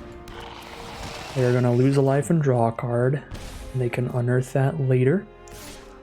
Here comes the 3/2 Opportunist. I guess I could trade Anointer for Opportunist. It wouldn't be a great trade though, so I think I'm just taking 3. Because I could go for the double block here. Also play really bad if they have Giant Growth, but it does not seem like they do. So I have 2 options here. Draw the card off Courier to make Anointer a 2/4 and drop a Thraxodemon. Or start going Skyfisher Spider. Don't think I need to start doing the Skyfisher Spider chain yet against 3/2s and 2/2s. So let's get the Anointer to start juicing up.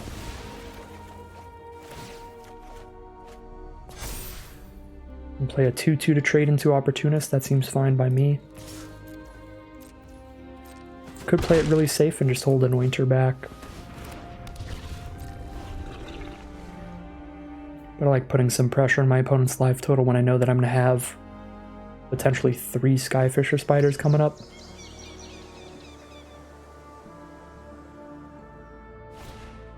Epic Confrontation. That is going to kill the Anointer, which is actually good because we actually get to bring back Combat Courier then. So really nice they did not have exile removal for it, so we still got value off of it. Easy 1-for-1 trade into Opportunist here and take 2. And it's going to go to our turn now. There's a Gigamole as the draw. Rager is not big enough for me to really want to kill, so let's just hit for 2 with Courier and play a Gigamole, which is more than large enough to block the Scrapwork Rager all day. We mill land, land, and land, so it is a 3/4. Definitely more than large enough to block the Rager. Ooh, I didn't even notice. At some point, our opponent cast an Argoth, well, played an Argoth Sanctum of Nature. For 4 mana, they can tap it, make a 2/2 bear, and mill 3. You can get a lot of bears off of that, but eventually they will mill themselves out if they go too crazy with it. There's a Gurgling Anointer of their own. Do they have anything cheap enough to bring back with it? No, we probably just want to kill the Anointer as soon as possible because they have a Scrapwork Rager on board and stuff like that. So we know they're playing a deck that can likely that can likely trigger the Anointer. So let's play a Spider, sack the Courier. Pass the turn. Trench Stalker's pretty fine, and we're not that worried about Anointer yet, and it's not going to bring anything back till it has 3 power. Which they can only make it a 2 power creature next turn maximum, so let's just set up the Trench Stalker attack. We don't need to blow up Anointer until it's at risk of being a 3 power creature, and it's currently only at risk of becoming a 2 power creature. A Mine Worker is the play for this turn. That is a 2/1 that taps to gain 1 life. If they manage to get all the Assembly Workers, it's going to be massive. I guess we lose. Yep, Titania's Command is the highest win rate card in the entire format. It is a Mega Bomb. 6 mana to make 2 4/4s and put 2 counters on the rest of your board is atrocious. 6 mana to make 2 4/4s is already way too good for limited.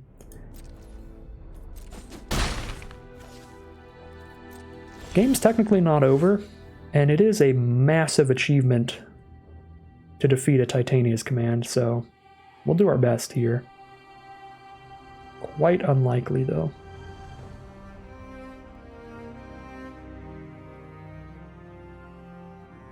We do have Skyfisher Spider, double Emergency Weld, which is huge here.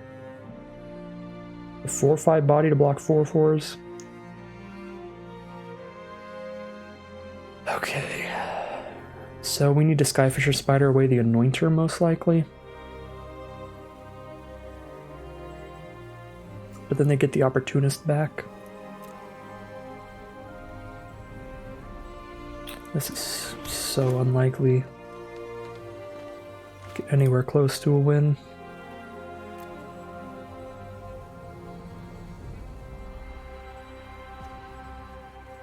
Yeah, I'm pretty sure we're just dead.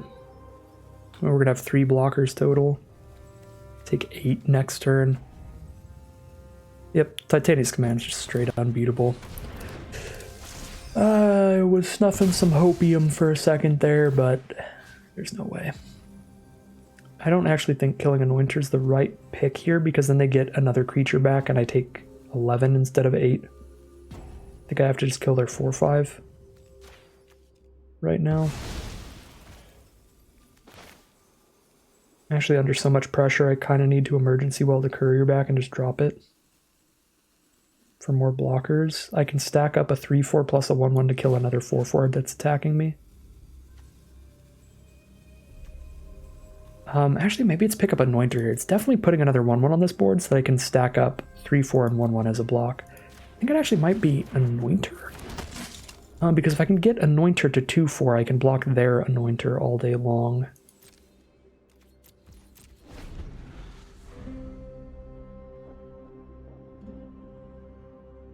Now they just get to, even if they don't top deck anything, just start pressuring me with 2/2s every turn. I have creatures to block 2/2s, but if they make one every single turn, eventually they just get to go wide and get around my whole board.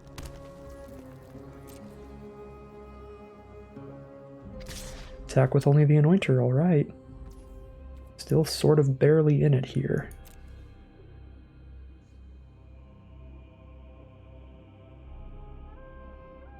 Okay. Next turn we probably have to crack the Flask to get blue mana so I can draw a card for Anointer to trigger. Although Carrion Locust double block with Spider will kill Anointer, and we get to exile their Locust from grave, so that the only creature they can get back is Prowler or Opportunist with Anointer, but I guess they're going to mill 3 again and have more Anointer options. 6 mana, we have 7 mana, it's going to require 6 to play Anointer Locust. Still feels like it's probably the play here.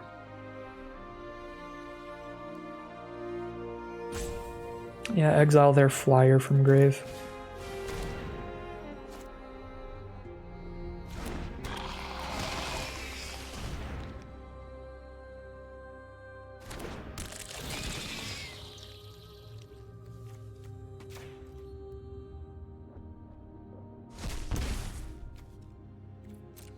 There's no way they mill out. They have 23 cards here. Might have been able to beat just Titania's Command, but Titania's Command plus Argoth, so that even when they're not drawing creatures, they're making more 2/2s. It's exceptionally brutal.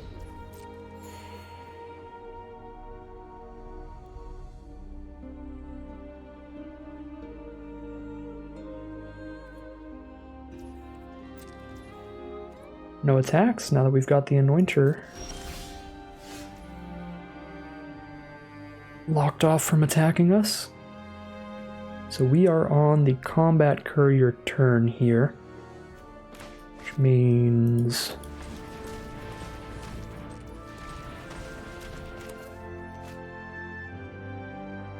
how many creatures are in my grave? There's going to be one creature in my grave, so in order to hold up Overwhelming Remorse, I guess if I draw Overwhelming Remorse, I just cast it. Yeah, we tap all that, then we go blue and do the Combat Courier. If I draw Overwhelming Remorse, I just main phase it. Whatever, it's fine.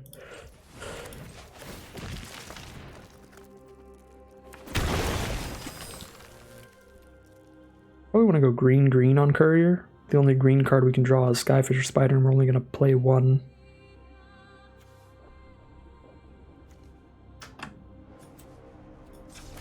Let me choose how I pay. We're going to go green. Green. There we go. Trigger Anointer, trigger Trench Stalker. We did draw Overwhelming Remorse. Okay. So opponent could have no flyers here if I Remorse. And they're not going to be able to get anything back from grave. Are we blocking a 6/5? A 3/4 and a 3/3? We have reasonable blocks. Probably get to attack with Locust, and that's about it.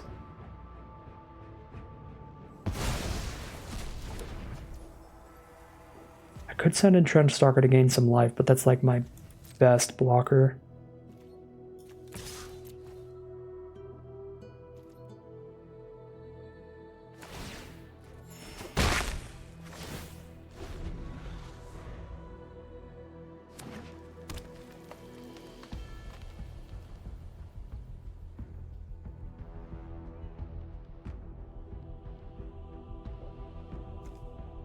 Do not have a Skyfisher Spider in grave.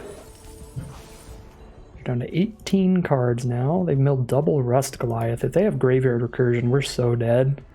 Start casting 10/10 Reach Tramples. Quite likely they just have an Emergency Welder too. We've nothing. We could pick up a Thraxodemon if Anointer dies, I guess. Yeah, this is pretty bad for us. Is this just lethal yet? Am I able to make this double block at all? I can't make multiple double blocks here. That sucks. If I block like this, they're still going to have a 4/4, a 4/3, a 4/4, and a 2/2. 1, 2, 3, 4 attackers. We're going to have 1, 2, 3, 4 blockers. We'll have enough blockers. They've already activated Argoth.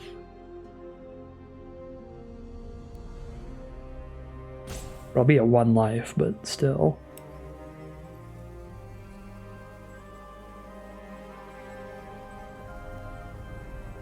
It's probably the best block we have, I'm thinking.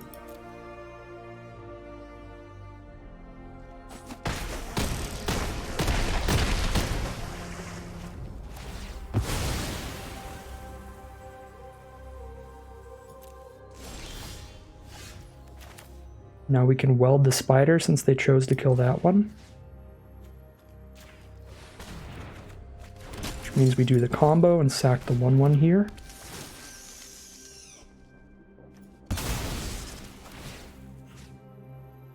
We blow up the 4/4 or the 4/3 that gains them life. I can kill the 4/3 with a single block, so I think I actually have to kill the 4/4.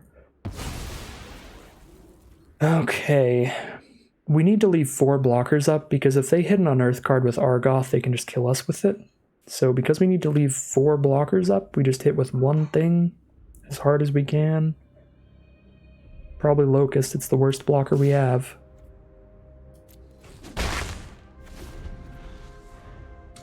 Trench Stalker is our best attacker, but it's also our best blocker, so I don't think I can send that thing in. How many spiders have we drawn? We've got 17 cards left. Did I exile any? No, we have 3 spiders left in these 17 cards. We have a chance here. We have some very good draws available.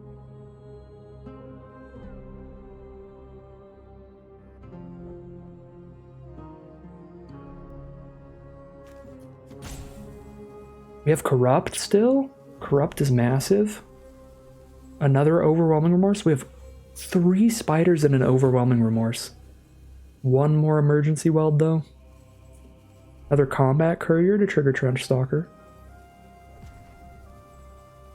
We've got some live draws. We still have 6 lands left in there, though. Argothian Sprite. We need to hit a Spider or an Overwhelming Remorse ASAP. That is going to be way too large to block profitably. Unless they just keep using Argoth, I guess, instead of buffing Sprite, then it could be okay. So an 8, 9, 10 mana. We hit a land. We've got a Mask in their grave now. That's not going to be haste, but it is going to be gigantic. Gigamole.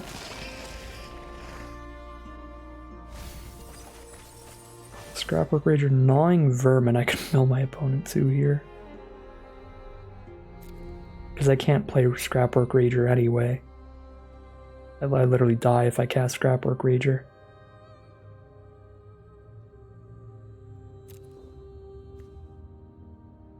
I don't think I have any more Unearth to try to mill myself into. I have a Thopter and a Combat Courier.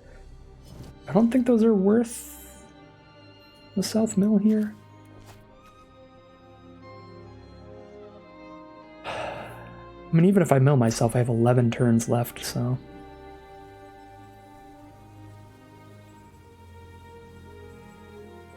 3, 4, 5, 6 blockers. 7 blockers after I play Vermin. I need to have 6 blockers up in case they can unearth something, so I can attack with 1 creature again.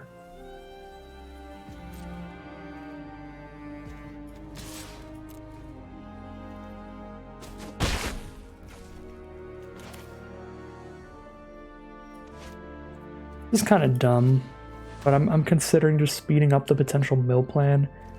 They're a green-black graveyard deck, though. They've got so much Unearth. I'm gonna mill myself. I really... It's so close on either mills. We hit land Trench Stalker. Oof. Trench Stalker is not a good mill for us. So here comes Mask. They're just gonna make a gigantic creature. They can make an 8/8 with it.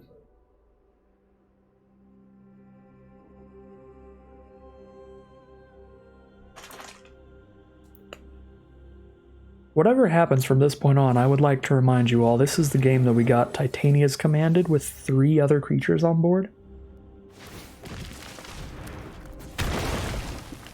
Pretty cool to still be in it at this point. And that Ashnod's Harvester from our opponent is why we left up 6 blockers. If I left up 5 blockers, I would have been dead this turn. And now I'm dead. 2, 5, 6, 7, 1, 2, 5, 6, 7. No, I am not. But I can't attack at all, and I have to make some very bad chumps when they do attack. Actually, no, I am dead. I am dead, because they can just Ashnod's Harvester and kill me.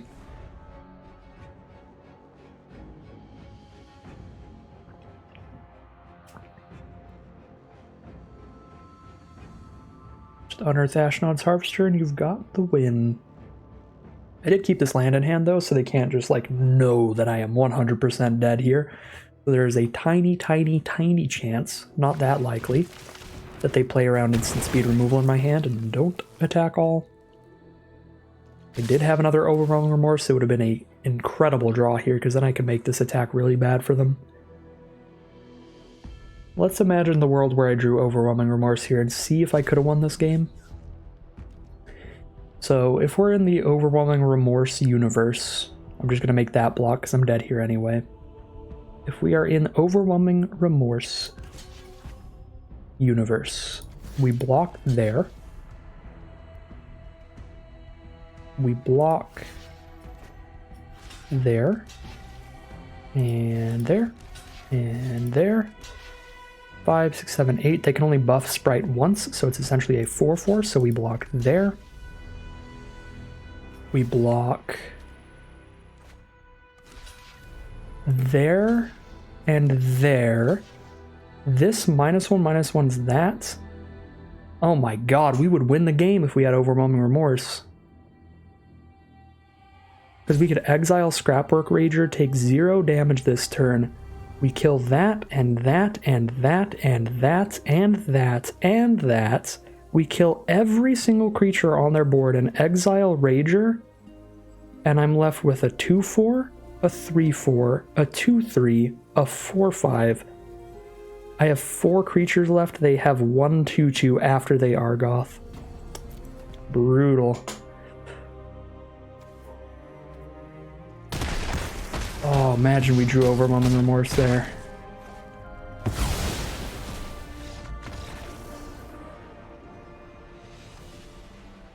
Here we are in Game 6. We are 4-1. We've only dropped the game to Titania's Command today. Snap Keep. We have both of the important colors, green and black. We do have a Combat Courier, so we'd like a blue eventually, but we have the Skyfisher Spider Emergency Weld combo. So let's just do our thing. Opponent is going to take a mulligan.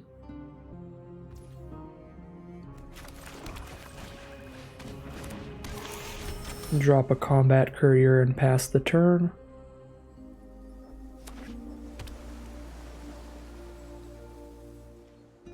Opponent drops an island and pass the turn. We've drawn into a second Skyfisher Spider. Let's go. Definitely hoping our opponent is just going to play a few very big scary creatures rather than a bunch of just good cheap value creatures, but this looks like another blue-black matchup here. So it could be another one of these little Unearth value decks. Luckily, Skyfisher Spider can blow up any non-land permanent, so we can kill the Levitating Statue on turn 4. Likely to be the play. That's already potentially a 2/2 flyer if they spend 2 mana. I am going to need to draw 1 land here. I did start with a 3-lander, so I think I started with a 3-lander. Just need to draw 1 land this game by turn 4. We are golden. Might just sacrifice the Courier here because I don't have anything that cares about draw 2 right now. And I pretty desperately need to hit the 4th land drop turn 4. I think I need to cycle away the Courier. Which is actually pretty rough, because if I cycle away the Courier, I don't have anything to sack to the spiders anyway. But then I could just play Gigamole instead for now. You know what? If I don't top deck a land, then I think I just cycle Courier and play land for turn. And if I do top deck a land, it's going to be way better to Skyfisher Spider blow up statue than having it sacked the Courier. And there you go. An opponent knew we had it all along. That costs 2 mana to activate. Yes, it does. I guess they could Giant Growth to kill Courier, but they don't know we have Skyfisher Spiders, so I have no idea why they would Giant Growth to kill Courier. So let's see if we can just get 1 damage in, or if they're just going to block with Archaeologist. Might as well see if we can get 1 free point of damage here. That is a no. It was not very likely. Archaeologist is not that valuable.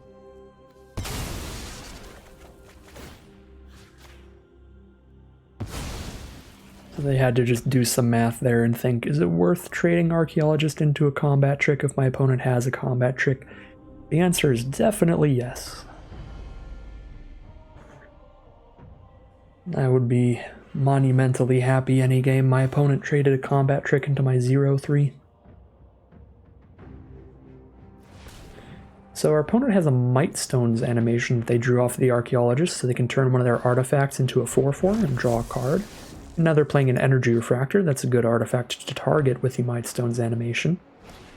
Draws a card when it hits the board, adds mana of any color, and now an Ashnod's Harvester, the anti-Unearth card. Going to be exiling stuff from our grave every time it attacks. It's a hypocrite as well, because it has Unearth itself. Ashnod's Harvester is pretty annoying against our deck. I'm not a huge fan of it. Here. If I play a 3-4 Gigamole, then at least it can't attack in super well. I guess they could put a Mightstone's animation on it, but if they do that, I can double block a 4-4 with 2 3-3s. I'm definitely not gonna... I mean, I guess I could unearth the Combat Courier and sacrifice it to my next Skyfisher Spider just to blow up the Harvester. And then they only get 1 attack out of it at some point. That's fine. Yeah, I mean, Combat Courier's likely to get exiled soonish regardless, and I have the Emergency Weld, so I kind of have a third Skyfisher Spider. And this way I get to start attacking in as well.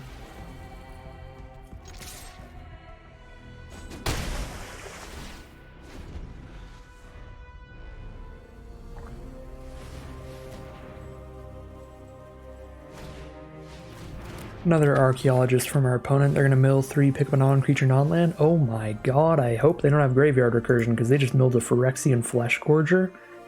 Incredible bomb. A lot of those in the format, as we've seen from Titania's Command earlier, but this one is a 7-mana, 7/5 Menace lifelink and Ward of 7 life.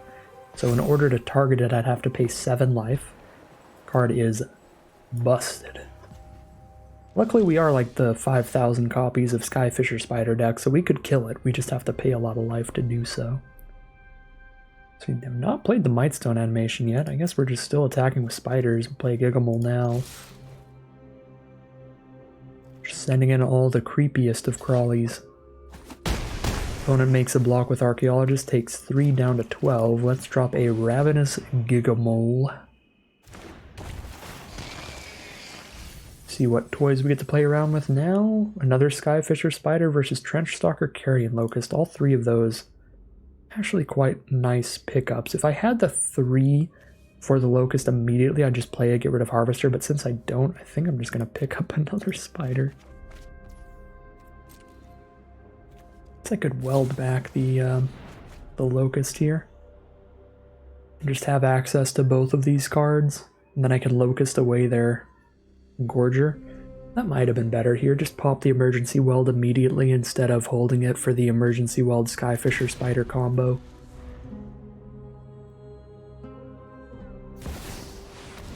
Oh my god, opponent's deck is absurd. I guess we got too many wins in this quick draft because now we're running up against the bombs. Titania's Command, Wormcoil Engine, Phyrexian, Flesh Gorger and Grave as well. Well, we need to draw into removal that can exile that, because blowing that up and turning it into a 3/3 Death Toucher, 3/3 lifelinker isn't exactly going to win us the game either. But I have no card draw to try to draw into my exile removal anyway, so it feels like the only option is to just blow it up and let them have the 3/3s, which is really devastating, because it 3-for-1s me. It's just how Wormcoil Engine be. We're going to lose our Gigamole, we're going to lose multiple 3/3s and trading into their 3/3s. Similar to the Titania's Command game, we've essentially lost now, but I am going to play it out. That's frustrating. My biggest pet peeve about the format for sure. 2 things that I really don't like about it. 1, there are a lot of bombs that feel like they invalidate the rest of the game. Like Titania's Command and Wormcoil Engine, where it just feels like, alright, I guess I lost. And 2 is that format's a lot more aggressive than I wanted it to be. I wanted to be able to make some really fun, like, just pure Powerstone, like green-blue ramp decks and stuff, but that's been one of the worst archetypes in the format in 1v1. Like, it's a format with a bunch of fun, like, random retro artifacts that are, like, interesting to build around and try to draft around, like Staff of Domination and stuff. But it's a format where the aggro decks are more than strong enough to just really punish you for trying to do anything fun like that. Today, though, we haven't played against a bunch of aggro, but oh lord, have we played against a bunch of bombs. The other thing I don't love.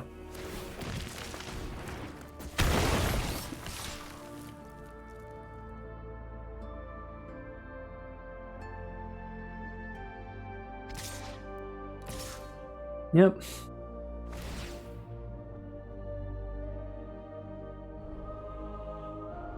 They're probably exiling our carrion so that... nope, they're going to exile the Giggle. Okay, maybe they don't have a lot of graveyard recursion. I was going to say they might be exiling the carrion here so that if they do draw into an emergency weld or something, their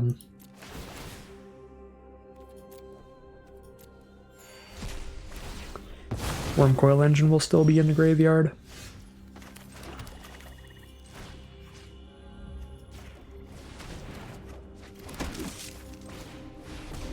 But the fact that they didn't want to exile the carrion there makes me feel like they probably don't have a ton of graveyard recursion, and it's kind of okay to just not exile the Wormcoil. Play to the board here. Now we're winning on board again. We just had to spend a lot of cards to do it, so we're definitely behind in card advantage because of that Wormcoil Engine with the massive 3-for-1. And if they draw any graveyard recursion, even if I exiled Wormcoil Engine with Carrion Feeder, they just get the Flesh Gorger and kill us with that instead, so... I think it's definitely Skyfisher Spider there over Carrion Feeder. Now they've got a 4-5 Spotter Thopter. That one's going to kill us a lot slower than their giant mythic worms. So we're okay with that. We've got some time to draw an answer to that. Actually, I have 6 power of reach as well. I can just double block it. I'm now realizing. I only have the mana to play one of these cards. No way to draw a card for Trench Stalker, but it is a much better power toughness on this board. So I'm still going to play it. We can actually attack an Archaeologist. Or Spotter Thopter, but it bounces off Spotter Thopter, so if they don't attack with Spotter Thopter, we don't really get to attack with Trench Stalker, they can double block it. This creature here, just a 4-5 flyer on board. It had a enter the battlefield effect to scry, but that's over now. Let's see if we get combat tricked here. A removal spelled. Sure do, go for the throat, it is. I'll still have a spider in my grave even if I exile this. It's probably fine. But I will not exile this one, I do still have more emergency welds.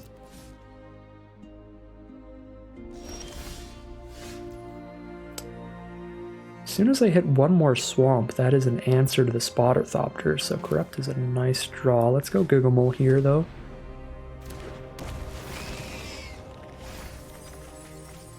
We did mill an Unearth card. But a 3-4 body is not significantly better than a 2-3 body, so I'll just hardcast the Thopter.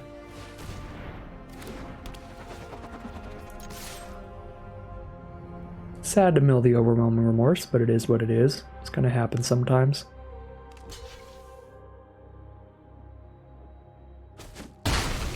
Alright, clear out a 0-3 chump blocker. Our opponent's Unearth card in their grave is a red card. It is a Scrapwork Mutt, so likely don't really need to worry about that. And even if they do Unearth it later, we just block with a 2-3. So they just get that nice little discard a card, draw a card trigger later. Not that much to worry about. Much more worried about the 3 cards in their hand. Well, I need that swamp right now, or Take Flight is going to take over the game. Opponent will be drawing 2 cards a turn instead of 1. That is not a swamp arena.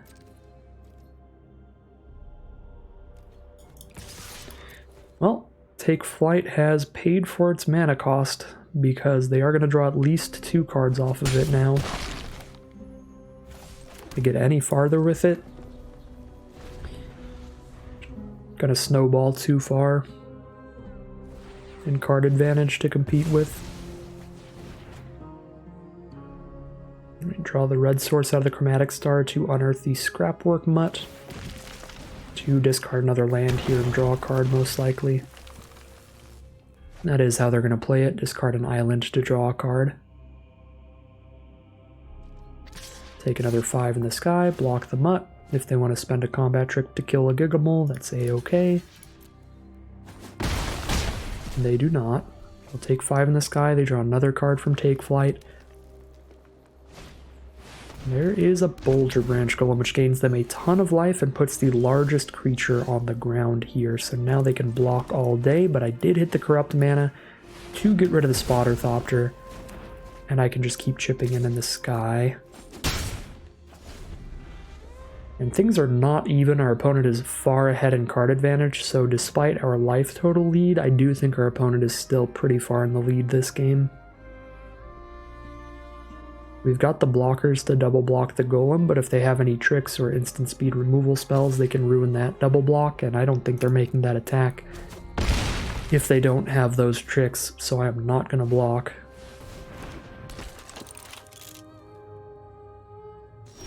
Because I don't think you would just decide to trade your 6/5 into a 4/5 for fun. Opponent has 7 cards in their deck. I just realized that Gnawing Vermin to mill opponent is actually a thing here?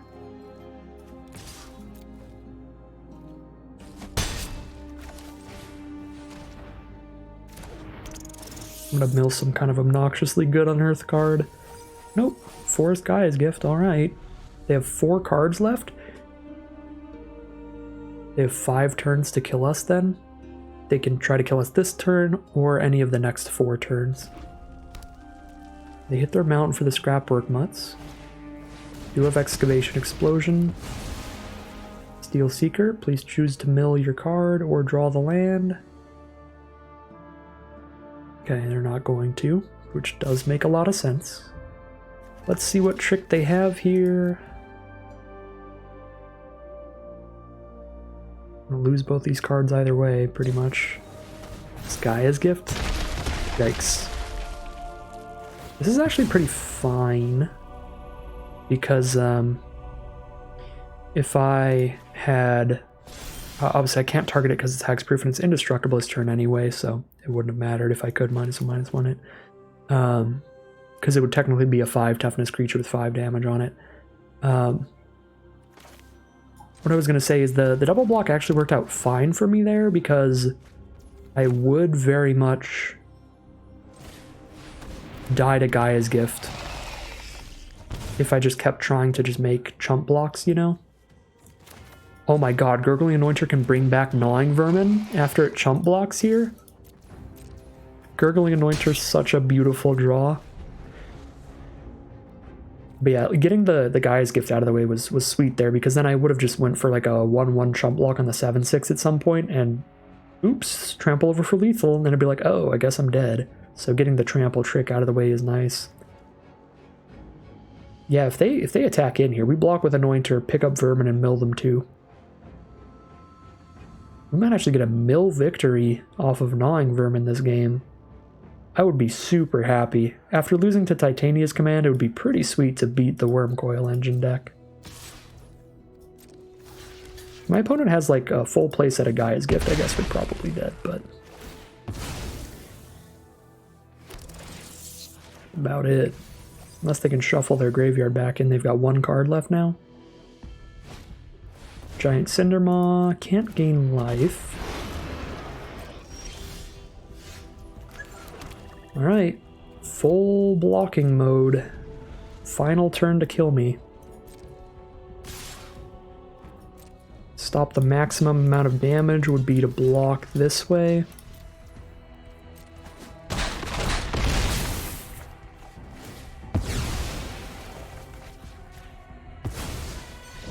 They scoop them up, we get the mill victory there. Gnawing Vermin and being able to replay it off the Gurgling Anointer. I'm actually not sure we could have survived long enough to mill them out if we didn't get the Anointer to mill them another 2 cards there. Excellent stuff that game. Fight our way through the Wormcoil Engine and just mill our opponent out 5-1 it's gonna be as we head into Game 7. This is a mono black hand, but black is the most important color in our deck. We only have 5 green sources in there anyway, so this is pretty much to be expected. We have a great turn 3 and turn 4 play, and unearthing a Rager when we have Trenchstalker on board is also quite powerful. So any land draws here are good.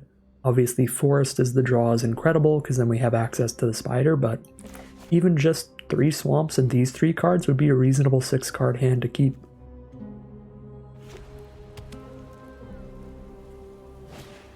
And Recruitment Officer, turn 1 from our opponent. It is time for us to play against the aggro strategies. A 1 mana 2/1 that can also draw additional cards if they run out of stuff to do with their mana. Very good. Luckily we hit the green source here and we have multiple Skyfisher Spiders. This is an archetype or a matchup where we might actually be sacking these things to, or exiling these to gain life. But luckily our opponent doesn't have the aggressive follow-up alongside the Recruitment Officer here. They did not have a turn 2 or a turn 3 play.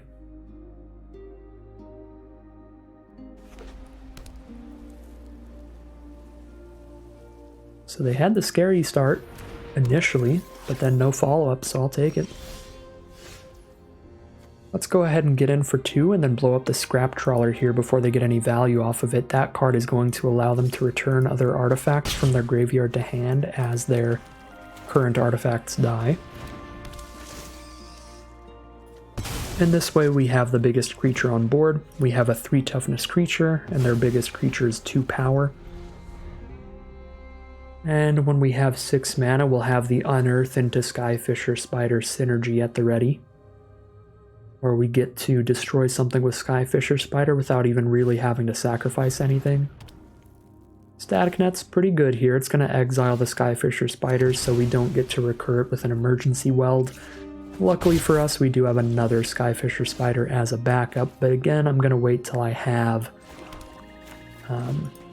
6 mana to do that. For now, we're going to play the most mana efficient play, just play the largest card in hand, the Trench Stalker.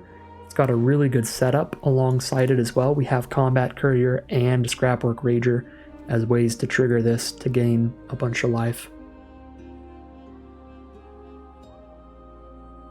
Feels like a game that's going very well for us, unless our opponent is another deck with some very good bombs here. They're at 3 cards in hand, we are at 4 in hand, plus Thopter and Grave. We know that all our cards are great. Don't know how good their cards are.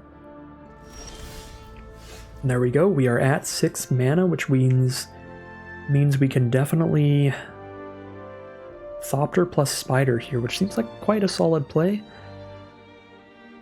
I would still have a Corrupt, so I would still have 1 removal spell in hand. I could also play Rager and just gain a bunch of life off Trench Stalker.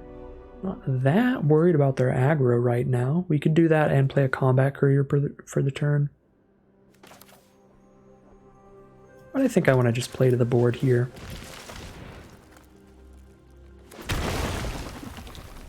And just try to get this board state as far in my favor as possible by just minimizing what they have out. If they have an instant here, they could block the Thopter and cast it, but because Thopter is going to die anyway to its Unearth ability, I would assume that they're not going to go for that block, even if they have an instant in hand. And they're just going to use Recruitment Officer to try to draw some more cards here. Do draw an Air Marshal from it. It might actually be more valuable to kill the Recruitment Officer because it sets them up with more stuff to play.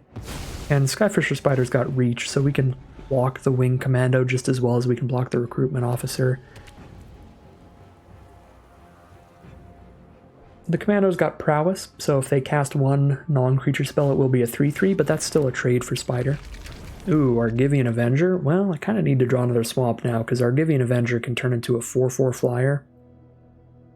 It's a very flexible ability there. It can turn into a flyer, a vigilant creature, a death touch creature, a haste creature. They can swap it around all over. Yeah, we're kind of desperate for another swamp now, so we get on the card draw game plan. We can Scrapwork Rager and Combat Courier here. So let's go Rager. Gigamole's the draw. Drop the Combat Courier, ready to cycle off that, and we're definitely attacking him with Trench Stalker because we won't be able to block anything. They can put that into the sky really easily. Even though it's a shapeshifter, it's technically not a changeling, so they can't give it flying with Air Marshal at least, which is kind of cute. Kind of cute that it's a shapeshifter but not a changeling, but yeah. Alright, this makes a lot of sense. They know we have a Combat Courier and Scrapwork Rager to keep triggering the Trench Stalker, so they're just going to go for the trade immediately. But that does make me feel pretty comfortable, because now nothing on their board is too big for us to kill with a Corrupt. If any of it becomes too dangerous to us, we can just corrupt it. Oh, well, that explains that trade a little more. Now I am back to desperately wanting a 5th swamp, because that's a second copy of the Argivian Avenger to jump into the sky, get past our Skyfisher Spider. We're gonna cycle the courier here, digging for swamps. That is not a swamp, that is a Gigamole.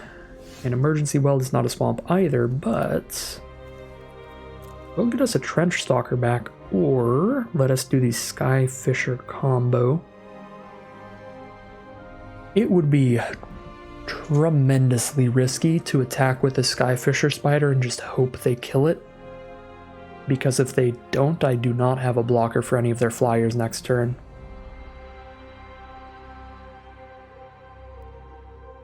I have a decent play even if I don't emergency weld back the trench stalker, so I think I just Gigamole.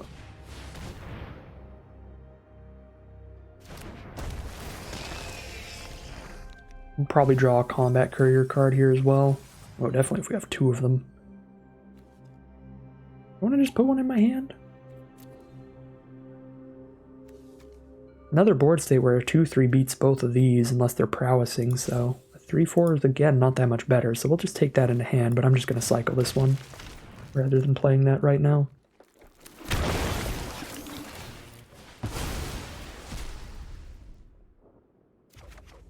There's another Skyfisher Spider. Alright, we're golden. We are golden. Look at all this value. We have 5 cards in hand against 2. Our board state is worse, but we have the cards to change that around. A take flight on Argivian Avenger. Luckily this time we get to blow that up the turn after they play it, so they only get 1 card out of it, which isn't the greatest deal. So there is that. Alright, hopefully no instant speed play here. They do have an Air Marshal, which is masking any instance they have. It's hiding any instance because it's going to keep asking them if they want to use this activated ability. So we have no way to like cheat and know for sure. Also, our Argivian Avenger does the same thing. We're going to decline that because we've got an emergency weld. If your opponent loses a Skyfisher Spider and they decline to exile it, you know you're in for a bad time. Ooh, they play their whole hand, so we know that we are good to just weld back the Skyfisher Spider and cast it here. I'm doing that rather than casting the one from hand because they have the Harvester here. So I want to make sure I get the value out of my cards in my graveyard before they can exile them.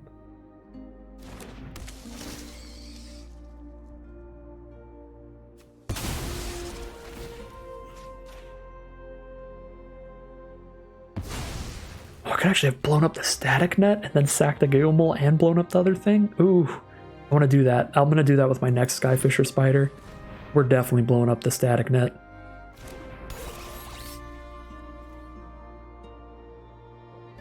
These are just 1-for-1 trades into the Unearth card, and that's fine. We've got blockers now.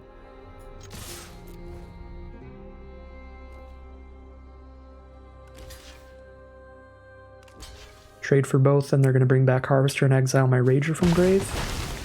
Cool with me. They spend their Unearth card to shut off my Unearth card. Pretty even value there. Oh, they don't have a black mana. What am I on about? They can't even do that anyway. 4 plus 5 is not 14. Corrupt is not lethal yet.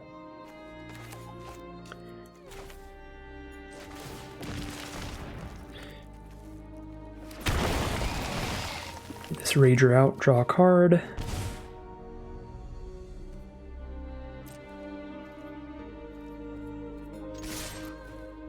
Setting up for lethal corrupt pretty soon. I think I have to just Gigamole instead of Spider because the only thing to blow up is the static net, and that would give me this Spider back, but then this Spider wouldn't blow up anything.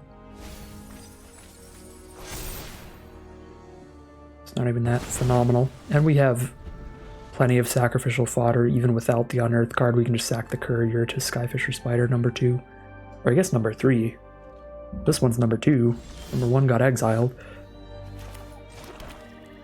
We do have 5,000 copies of that thing. Alright, they're incredibly dead to corrupt here, and they're just going to scoop them up. Just taking 7 damage on board, going to 1. Probably just drawing some lands there, flooding out a little bit.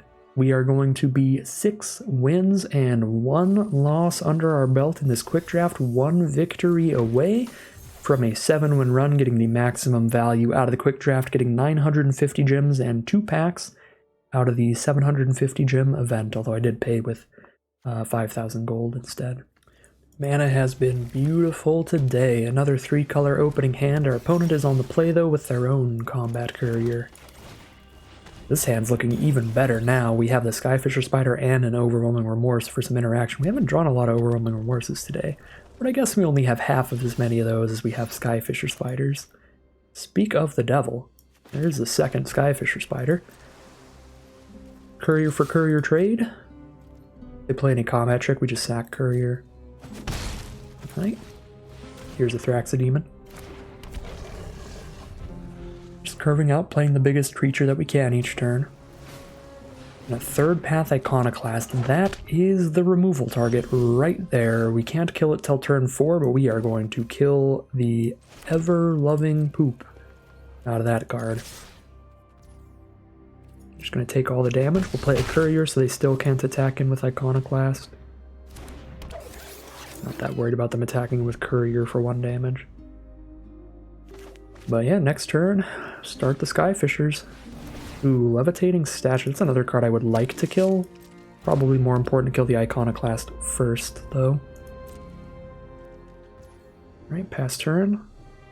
No, I'm not going to sack a courier to draw a card right now. 1 mana is not going to be enough to stop Skyfisher Spider from doing its thing.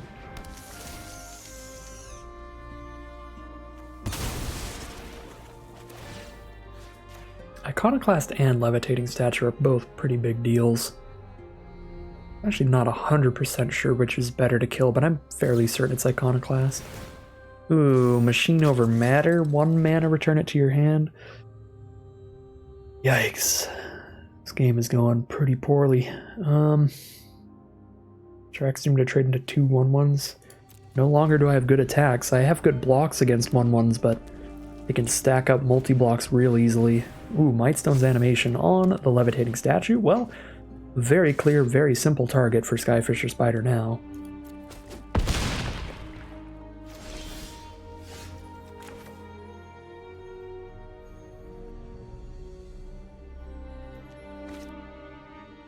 I'm not sure if it's better to unearth this courier and sack the unearthed courier to the spider, or to sack the one that is not currently unearthed.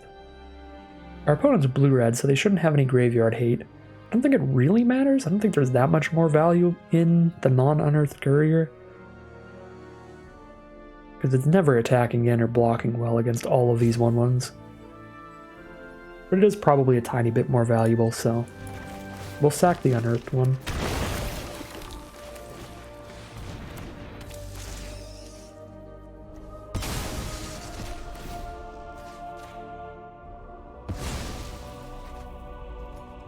Could trade their whole board for Skyfisher Spider, I guess. They do not want to do that, so they're down to 13.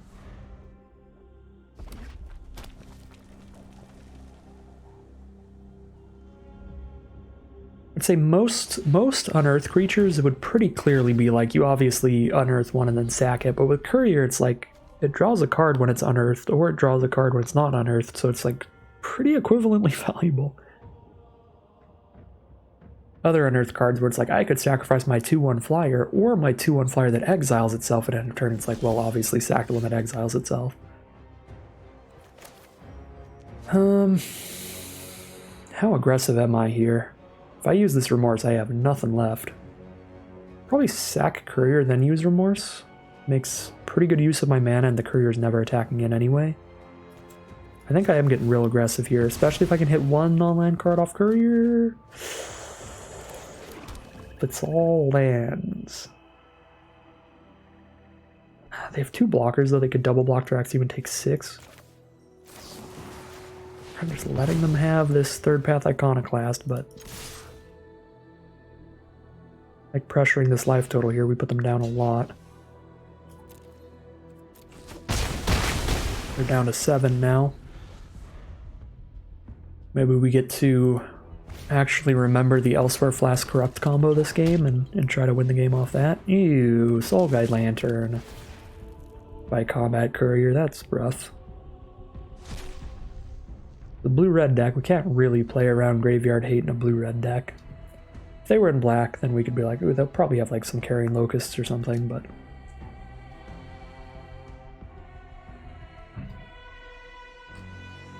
all the colorless Graveyard Hate in the format, well, most of the colorless Graveyard Hate in the format's off the retro artifacts, so pretty rough to try to play around.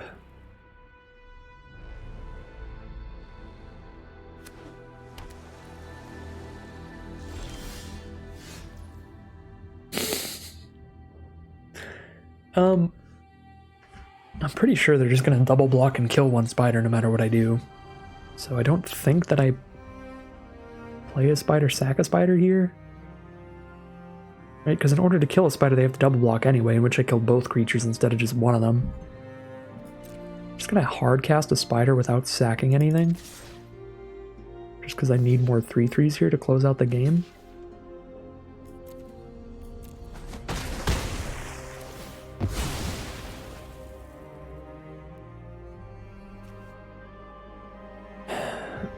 Can't possibly be right, can it? We have 3 emergency welds in the deck, an overwhelming remorse. So I kind of have 4 removal spells still left, and Skyfisher Spider. Still have 5 removal spells left we could draw into. They're at 4 life. I want to play this spider so bad. This could be a punt, but just the no value spider, let's go. When you just have an embarrassment of riches when it comes to spiders. We're like that kid in the final season of, in season 5 of Stranger Things is playing with the spiders. All boarded up in his room. Henry or whatever? I don't remember his name.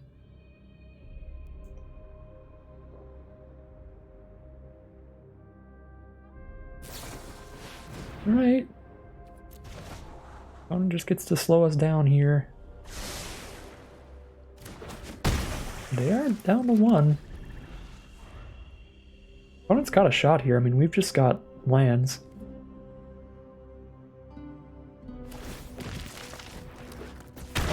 Alright, Combat Courier gets to cycle away. Try to find a blocker or a bounce spell or anything. I do find a blocker. It's big enough to trade for the spider. Skyfish sacks another creature, yes. So it can't sack itself. If it could sack itself, we just win on the spot, but since it sacks another creature, I guess we just trade and then we play another spider. And gain the life off this one because I still have another spider in grave. Land first in case they have a scatter ray for 5 somehow. That's not a card that exists. Alright, that's a chump block off the levitating statue. Never mind, that is a very good block off the levitating statue. And a Philology Archaeologist. Let's mill 3 and pick up a scatter ray. Luckily, unlikely to matter at this point in the game. Do I get to do the thing? I mean, they're at 1 life, so I don't even need to Elsewhere Flask Corrupt anymore, but... well, there's one of the welds. Beautiful draw. Beautiful draw. Emergency Weld Skyfisher Spider is just a wonderful combo, and since they drew a card off the Archaeologist, it is a 0/3 instead of a 1/4, which means it dies off of this block.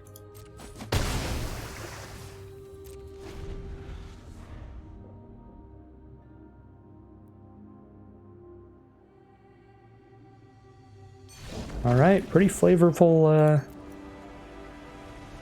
or on-theme way to end this draft. Just a bunch of Skyfisher Spiders there. So many Skyfisher Spiders that we just kind of played them without even blowing things up for a little bit there. There were 2 Skyfisher Spiders cast this game without sacrificing anything. One was just hard cast to get more damage in, and the other was because they bounced it back to the top of our library, and then we just played it again. So, yeah. Spiders all day. All the fishers. Skyfisher Spiders.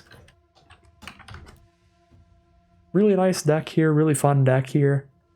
Don't know if there are any over or underperformers. Actually, the emergency welds were huge overperformers because I did not realize the synergy or the combo with the Skyfisher Spiders when I first built the deck, and as soon as I played one game with it and realized that 1-2 punch where for 6 mana I can return a Skyfisher Spider from grave to hand, recast it, and sack the soldier from emergency weld, the moment I realized that synergy, I was like, oh yeah, we need to play every emergency weld we drafted. Already knew the card was generally good, but I just didn't recognize the pairing of those two. Elsewhere Flask was another pretty big overperformer. We got to sacrifice it to a Thraxodemon here or there. I got to sacrifice it to use as my blue source for Combat Courier one time.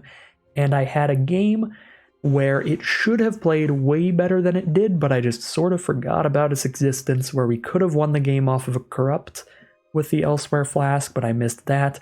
And then it also was just randomly really good against Sundering Titan if I had realized that synergy earlier also. So Elsewhere Flask was a huge overperformer, not because I played it well, but because it just had a lot of opportunities to be played well. Some of those, which I definitely missed the opportunity to use it well. But yeah, Corrupt was just fine. I definitely highly overrate Corrupt, but I just am in love with the card.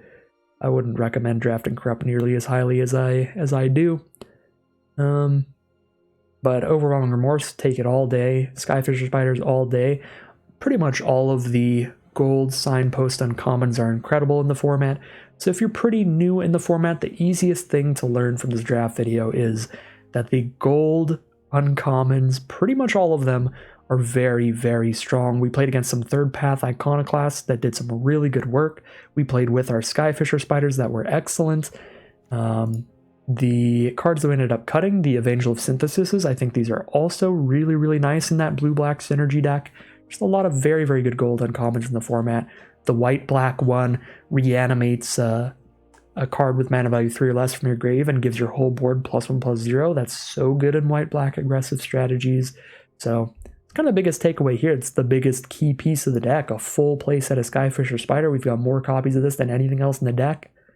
The card is so powerful that it warped our deck into these colors when I didn't even attempt to draft these colors. I was on blue-black draw 2 the entire time, literally all the way till the end of pack 3. Then I got into the deck building and I was like, well, we have 4 Skyfisher Spiders.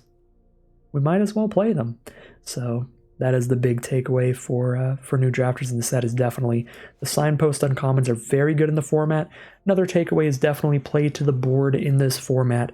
Play some creatures that are good at trading and play lots of removal, and that's what we did in this deck with 2 Overwhelming Remorse, 4 Skyfisher Spiders. That's 6 removal spells right there, and 3 Emergency Welds, potentially making it 9 removal spells when you use Emergency Weld to pick up Skyfisher Spiders. So excellent draft overall. 7-1. Only game we lost was against a Titania's Command. We won a game against a Wormcoil Engine. Spicy stuff overall, but that is going to end today's video. As always, if you enjoyed this draft as much as I enjoyed playing it and you'd like to see more, then you can like, comment, and subscribe to let the tell the YouTube algorithm to send you some more of these videos in your recommended feeds. Other than that, great stuff on the horizon. Not this weekend, but next weekend, we do have a Brothers War qualifier weekend event. I am not currently qualified for that, so I will probably be playing the qualifier play-in event leading up to that, which would be next weekend as well. And then if I succeed in that, we'll be playing in the qualifier weekend as well. So if you're looking for more competitive level Brothers War content alongside the Arena Open that I just uploaded, that's coming up pretty soon. But other than that, I think Arena Cube is coming back eventually. They said they're going to do an Arena Cube Arena Open sometime mid-December. That should be really cool. So play some Arena Cube in the meantime, and just whatever fun holiday events they bring onto Arena. They usually do some pretty spicy stuff, so hopefully there's some cool variety events this holiday season to play around with again. But other than that, same old, more draft, more sealed, primarily more draft. It's my favorite format. Just stick around if you're interested. Once again, thank you all very much for watching, and I will see you again soon for some more Magic Arena.